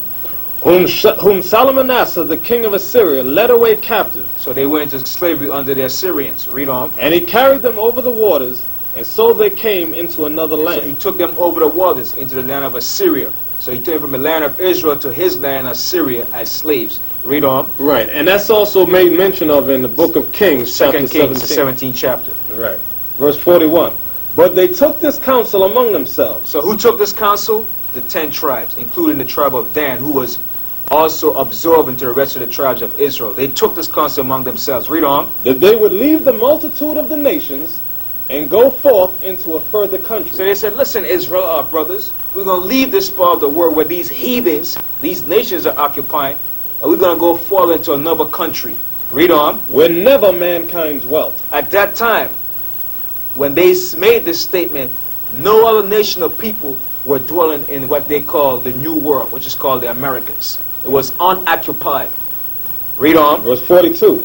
That they might there keep their statutes, which they never kept in their own land. So they say, if we leave this part of this world and go into another world, another part of the earth, we might keep our laws and statutes, which we never did kept. Read on. And they entered into Euphrates. Now this is going to knock out that big, blatant lie that have been taught in the school system that the Indians came from the Bering Strait. That's what it says. It said they entered into the Euphrates. Where's the Euphrates? It's above Iraq in the Middle East. They came through the Persian Gulf because the Euphrates extend all the way down to the Persian Gulf. Read on. By the narrow passages of the river. By the narrow passages of the river through the Euphrates, and then came all the way down to the Persian Gulf. Read on. For the Most High then showed signs for them. The Most High showed the signs in the heaven. So they navigated by the stars. And who was doing this? The tribe of Issachar, the so-called Aztecs, what you call the Mexicans. Read on. And held still the flood till they were passed over. So the Most High held still the rough seas until they were passed through. Read on. For through that country there was a great way to go. For through that country was a great way, a long way to go. Coming from the Persian Gulf, coming on all the way down to Africa, the coast of Africa, the tip of Africa. It was a long way to go. Read on. Namely, of a year and a half. And it took them a year and a half. Why? Because they had to make stops to get what? Water and maybe food. So it took them a year and a half to get from the east all the way to the west, which is known as the Americas, the New World. Read on. And the same region is called Osiris. And that same region is called Asareth, meaning another land, which is known as America. That's the land they came to, the Americas. Read on. That's it. So that was it, showing you how the tribes came over to the New World. It took them a year and a half to get from the east to the west. So that knocks out the lie that they came from the Bering Strait. Right. So now let's go to Genesis chapter 49, and we're at verse 20, proving Asher. Asher. So Asher represents the Indians from Colombia all the way down to Uruguay. And we're also dealing with the tribe of Naphtali, which also represents the Indians of Argentina and Chile. Out of Asher his bread shall be fat. So the Most High said, out of Asher his bread shall be fat. What is his bread? His resources that's in the land of South America. Read on. And he shall yield royal dainties. And they shall yield royal dainties. The royal dainties is the fabulous costumes and foods, certain chocolate dainties that they eat. And also too, he's speaking about what they have every year in Brazil, what they call the carnival. Right. So now let's go to Deuteronomy 33 to finish on Asher. Deuteronomy 33 and verse 24. And of Asher he said, let Asher be blessed with children. So Asher is blessed with children. All South America, in Brazil, they're blessed with abundance of a lot of children. That's why at one time they were killing the children off in Brazil. They had certain hit squads killing the young children because the population of the children was growing so much in poverty. Read on. Let him be acceptable to his brethren. So when it says let him be acceptable to his brethren, it's speaking about the rest of his tribes that were scattered down to the Amazon. Right. That became like cannibals, outcasts. Read on. And let him dip his foot in oil. Now when it says let him dip his foot in oil, when you look on the map, Venezuela is right above Brazil. And Venezuela is the largest producing South American country that produces oil. So that's what it says, let him dip his foot in oil. Read on. Thy shoes shall be iron and brass. It said, thy shoes shall be iron and brass. What's under your shoes? The sword, your foot. So in that country, South America is filled with a lot of natural resources as what? Silver, gold, copper, and aluminum, all sorts of natural resources that's needed for your building of materials and so forth. Read on. And as thy days, so shall thy strength be. And so as the days are, so are the strength. They constantly multiply and increasing. So South America is a rich country in resources. Right. So now let's go to Genesis 49 once again in verse 21 to prove Naphtali. So Naphtali represents the Indians of Argentina and Chile, known as the Araucanian Indians, that lives in the southern part of South America. Read on. Naphtali is a hind let loose. So a hind let loose is like a what you call like a horse, or it's like a wild goat. Right. They're like nomads. They wander. Right. Okay. So they call them the gauchos. Yeah. But I'm not talking about the Spanish that went over there and classified themselves as gauchos. I'm talking about the real Indians of that area. Read on. Because down in Argentina and Chile, you have a lot of so-called Spaniards in that area. I'm not talking about those people. I'm talking about the true inhabitants of that country. Read on. He giveth descent. Read on. He giveth goodly words. So the people of Argentina give goodly words, because when you look up the word, the capital of Argentina is what? It's Buenos Aires. In Spanish, it means good air, pleasant. So the Indians of that country were pleasant people until the Spaniards came and robbed and destroyed them. Right. So now let's go to Deuteronomy 33 and 23. It says, and of Naphtali he said, O Naphtali, satisfied with favor. And they're satisfied with favor. They're pleasant people. The land is full with what? With the blessings of grapes, wine, precious wine that comes from Argentina and Chile. Read on. And full with the blessing of the Lord. Possess thou the west and the south. Now when you look on the map, Chile possesses the farthest western point in South America. Possess thou the west and the south. And Argentina possesses the most southern point in South America. When you look on the map, Chile and Argentina. Chile is the west, and Argentina is the most southern point of South America. Right. Possess thou the west and the south. Also, because this is in the western hemisphere. Right. Okay. Possess thou the west and the south. As he brought out, the southernmost part is Argentina, and Chile is to the west. Right. And also too, when it says the Most High blessed them, Argentina possesses a large amount of beef, the cattle industry in Argentina. Okay, so now we're going back to Genesis 49 and we're going to deal with Joseph. Right. Okay, which became Ephraim. You can expound on that. Now we're going to deal with the tribe of Joseph, which represents also the tribe of Ephraim and Manasseh. And to show that scripture real quickly, go to Numbers 132. It says, of the children of Joseph, the children of Ephraim by their generations. So Ephraim took the posterity of his father Joseph, but the name was still there. So let's read Genesis 49. Right, real quick. In Genesis 48, when the blessing was to come on Joseph, he asked his father to give it to his sons, Ephraim and Manasseh.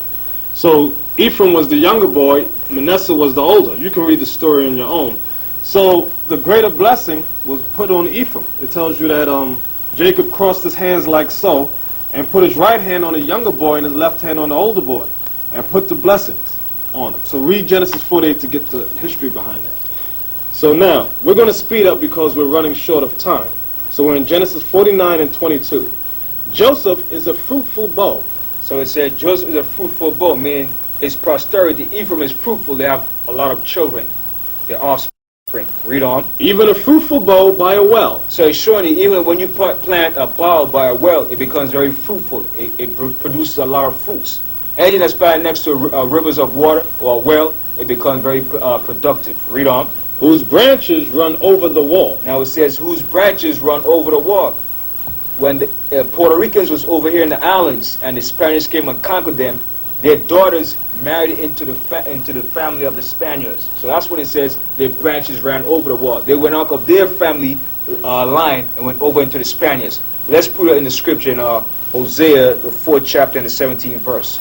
Because it's going to explain to you about Ephraim, what Ephraim did and what happened to Ephraim when the Spaniards came and conquered the island of Puerto Rico. Hosea, the 4th chapter and the 17th verse explains what happened to Ephraim. Let me go to Hosea chapter 7 and verse 8. Right, that's right. It says, Ephraim, he hath mixed himself among the people. Right, some of them, not all of them.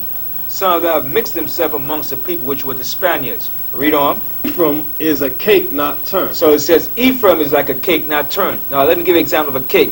When you have a cake that's one part is well done, and when you turn the other side over, it's not fully done. It's like a yellowish color.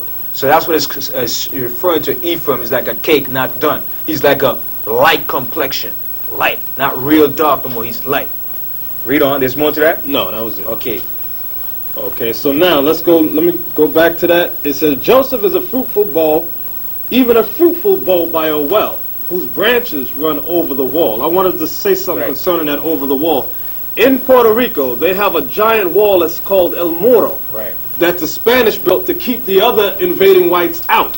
Okay? So now that's exactly what the scripture is talking about, but it lets you know that the women of Puerto Rico, the Boricua Indians, they went over that wall and started dealing with the Spaniard whites. Okay? And then they had children. And those children went back and dealt with the true Boricuas. Okay? And had offspring. That brought about the change in the complexion of their skin. Right. Okay, so I'll read on. The archers have sorely grieved him. And the archers that sorely grieved the Puerto Rican Indians, the Taino and the Boricua and so forth, was the Spaniards. They hated them. They butchered and massacred them. Read on. And shot at him and hated him. And they shot at them with the guns. And they hated the so-called Puerto Ricans. So this was one example of the hatred that was displayed towards the Boricua and the Taino Indians by the Spaniards. So now, when you read further in Genesis 49, it gives a history of Joseph. So from there, we're going to go to Deuteronomy, the 33rd chapter, and the 13th verse. And of Joseph he said, Blessed of the Lord be his land, for the precious things of heaven. So now the Most High is telling about the land of Ephraim, the Puerto Ricans, for the blessing of the land, and for the precious things of heaven, the sun, the moon, the good climate, the temperature, and all the beautiful fruits and so forth that grows in the island. Read on. For the dew and for the deep that coucheth beneath. And the dew, in the morning you see the dew upon the grass. The dew is what helps your crops to grow good in the morning too. Read on, and it says, for the deep that coucheth beneath is the beautiful seas, the tropical climate, and the blue seas. Read on. And for the precious fruits brought forth by the sun. And the precious fruits brought forth by the sun, the pineapple, the mangoes, all the Goya products, all the beautiful precious fruits that grows in the island of Puerto Rico and Cuba. Read on. And for the precious things put forth by the moon. And the precious things put forth by the moon. When the moon comes out at night in Puerto Rico, this is the only unique thing that what is called a frog or a coqui that lives in the island of Puerto Rico that comes out at night time. And this frog is proven by scientists, it only lives in Puerto Rico. When you take this frog and place him in any place else, it will automatically die. And this coqui at night makes a particular sound, goes. Right. So that's the son of precious things put forth by the moon, and it also represents the vegetation and the fruits. Read on. Verse 15. And for the chief things of the ancient mountains, and for the precious things of the lasting hills. Explain that. This is making reference to all the beautiful and wonderful vegetation that's within the hills and the mountains of Boriqueño. Okay, also I wanted to bring out the word Boricua. It does not mean Puerto Rico, not to get off the topic. Boricua means brave, noble lords. It's an ancient word, okay, an ancient Hebrew word, because we have already proved to you that all the so-called Indians throughout the Americas and the islands spoke Hebrew. Okay, we brought it out also in Lost Tribes in the Promised Lands that the children of Joseph, the tribe of Joseph, lived on an island nearby, okay, which were the so-called Puerto Ricans and the so-called Cubans. Okay, verse 16. And also too in that same verse, for the chief things of the Asian mountains, coffee grows in the mountains too. And some of the Indians hid some of their treasures in the mountains when the Spaniards came and conquered them. So some of the riches were still hidden in the mountains of Puerto Rico, like in the Junque, the jungle, in the area parts. Reading on. Verse 16. And for the precious things of the earth and fullness thereof. Speaking about the vegetation, the fruits and so forth. Read on. And for the goodwill of him that dwelt in the bush. And also it says the precious things of the earth means a good soil. They have good soil for planting. Read on. And for the goodwill of him that dwelt in the bush. And for the good, you could elaborate on that part. For the goodwill of him that dwelt in the bush. Meaning, this is going back into history. When Moses went up on Mount Sinai, who dwelt in the bush? The Most High. Okay, the spirit of the Most High was in there. So all the blessings that Ephraim, that came upon Joseph and his children, Ephraim and Manasseh, was according to the will of the Most High. Okay, let the blessing come upon the head of Joseph, and upon the top of the head of him that was separated from his brethren. So all this blessing came upon Joseph, which was the father of Ephraim and Manasseh, when he was separated to Egypt. Read on. His glory is like the firstling of his bullock. So his strength, the strength of Ephraim, coming from his father Joseph. Read on. And his horns are like the horns of unicorns. And the horn represents his power, his strength. That Ephraim became a valiant warrior amongst the tribes of Israel when the nation was split. Reading on. With them he shall push the people together to the ends of the earth. So Ephraim was the one that pushed and brought the rest of the tribes over here. Because when the nation was split, Ephraim became the principal leader over the northern kingdom. So Ephraim brought the tribes over here along with all the rest of the tribes of Israel. Read on. And they are the 10,000s of Ephraim, and they are the thousands of Manasseh. So it's showing about Manasseh, which are the Cuban Indians, the Saboni Indians. Right. Let me say this. When we read in the Apocrypha, in the book of Esdras, about how the tribes came over here, this is explaining to you, it was the tribe of Ephraim that led them, with Manasseh. Okay, they led the tribes over here. And if you notice in here, it keeps mentioning, it says precious fruits, precious things of the earth, and the precious things in the sea. The national anthem of Puerto Rico is called Precious. Okay, and that's not a coincidence. And then also in Cuba too, Cuba produces a lot of sugar cane. It produces coffee, tobacco. Cuba is a rich producing country too.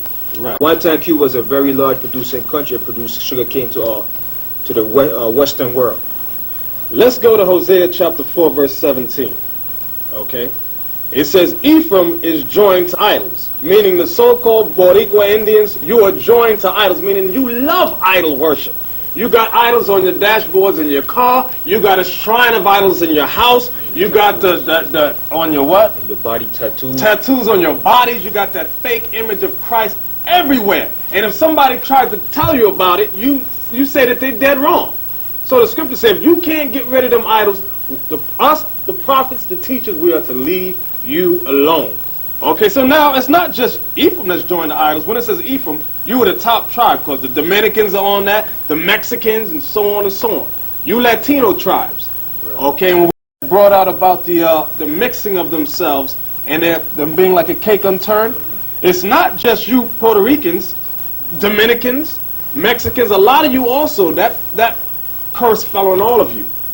Okay. And then the Puerto Ricans have a lot of botanical stores in the barrio, in the neighborhood, where you see all these different idols, where you go for these different oils to put in your body to chase away evil spirit or to trap your man. Right. Candles everywhere. Yeah. Green candle for money. Right. Okay. But let's go on to Benjamin. Tribe of Benjamin. Genesis 49 and verse 27. Right. Benjamin shall raven as a wolf. So it says, Benjamin shall raven as a wolf. Now, when a wolf raven, before he attacks his prey, he rolls in a wolf pack and he shouts and raves before he attacks the prey. So that's the way the so-called Jamaicans and so forth roll. They say, boy, I mean, lick shot on you, boy. Before they attack you, they start getting up a lot of noise and let you know they're going to make the attack. And showing that Benjamin is a warring tribe. For Benjamin, which is the Jamaicans, Trinidadians, Antiguans, all speak in the chain of Island, the Caribbeans. That's the tribe of Benjamin. Right. Can I say this on that? Yeah. When you look up the word raven, it means communicate wild, right, like a wolf. That people get scared when Benjamin talks. Yeah, they think they want to fight, then they just asking for some coffee. That also goes into their music. Right. Whereas the American black is singing about love and all that. What's Benjamin singing about? Taking down the white man. Babylon shall fall.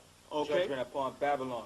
And when you go back in the reggae songs like with Peter Tosh and Bunny Williams, Steve Pulse, the reggae's back in the late 60s and the 70s was all about revolution against the system. Right.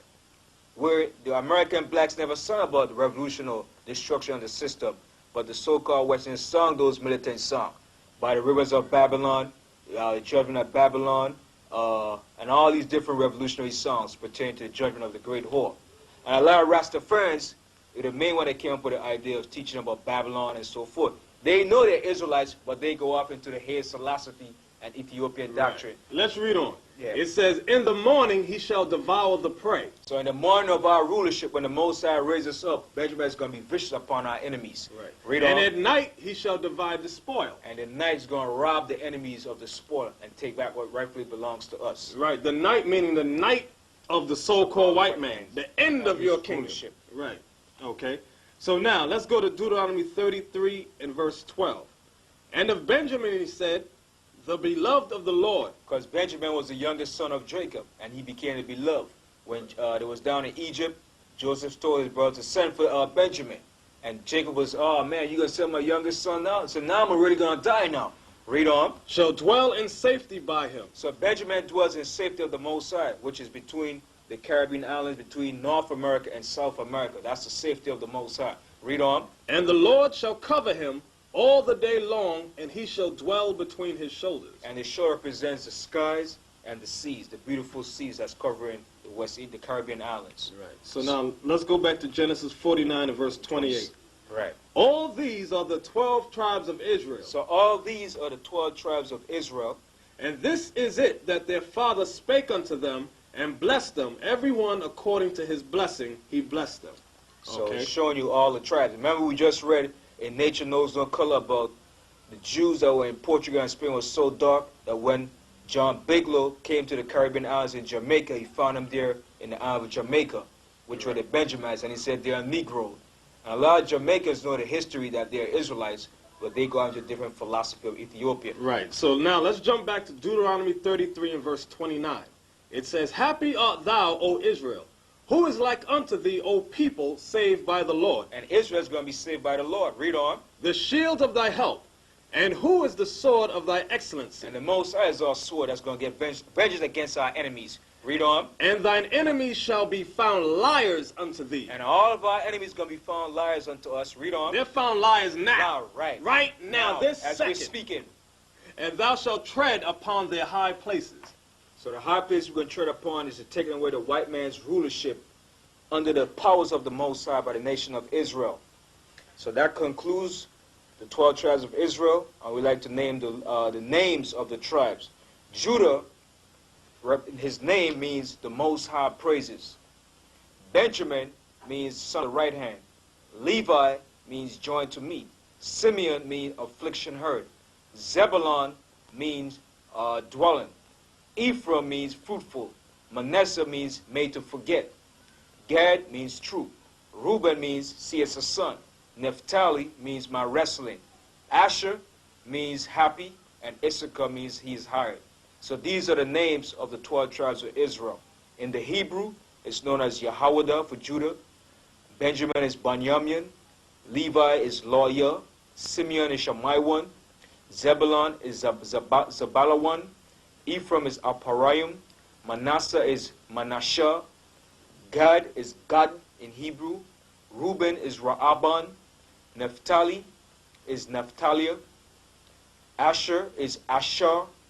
And Issachar is Yeshachar in the Hebrew. So these are the names of the 12 tribes of Israel, which are the so-called black Americans and the so-called Native American Indians and the Indians scattered throughout the Americas, Central and South America. So with that, this is the conclusion of 12 Tribe Productions for the House of David. We say shalom. Shalom. Kwam Yeshua.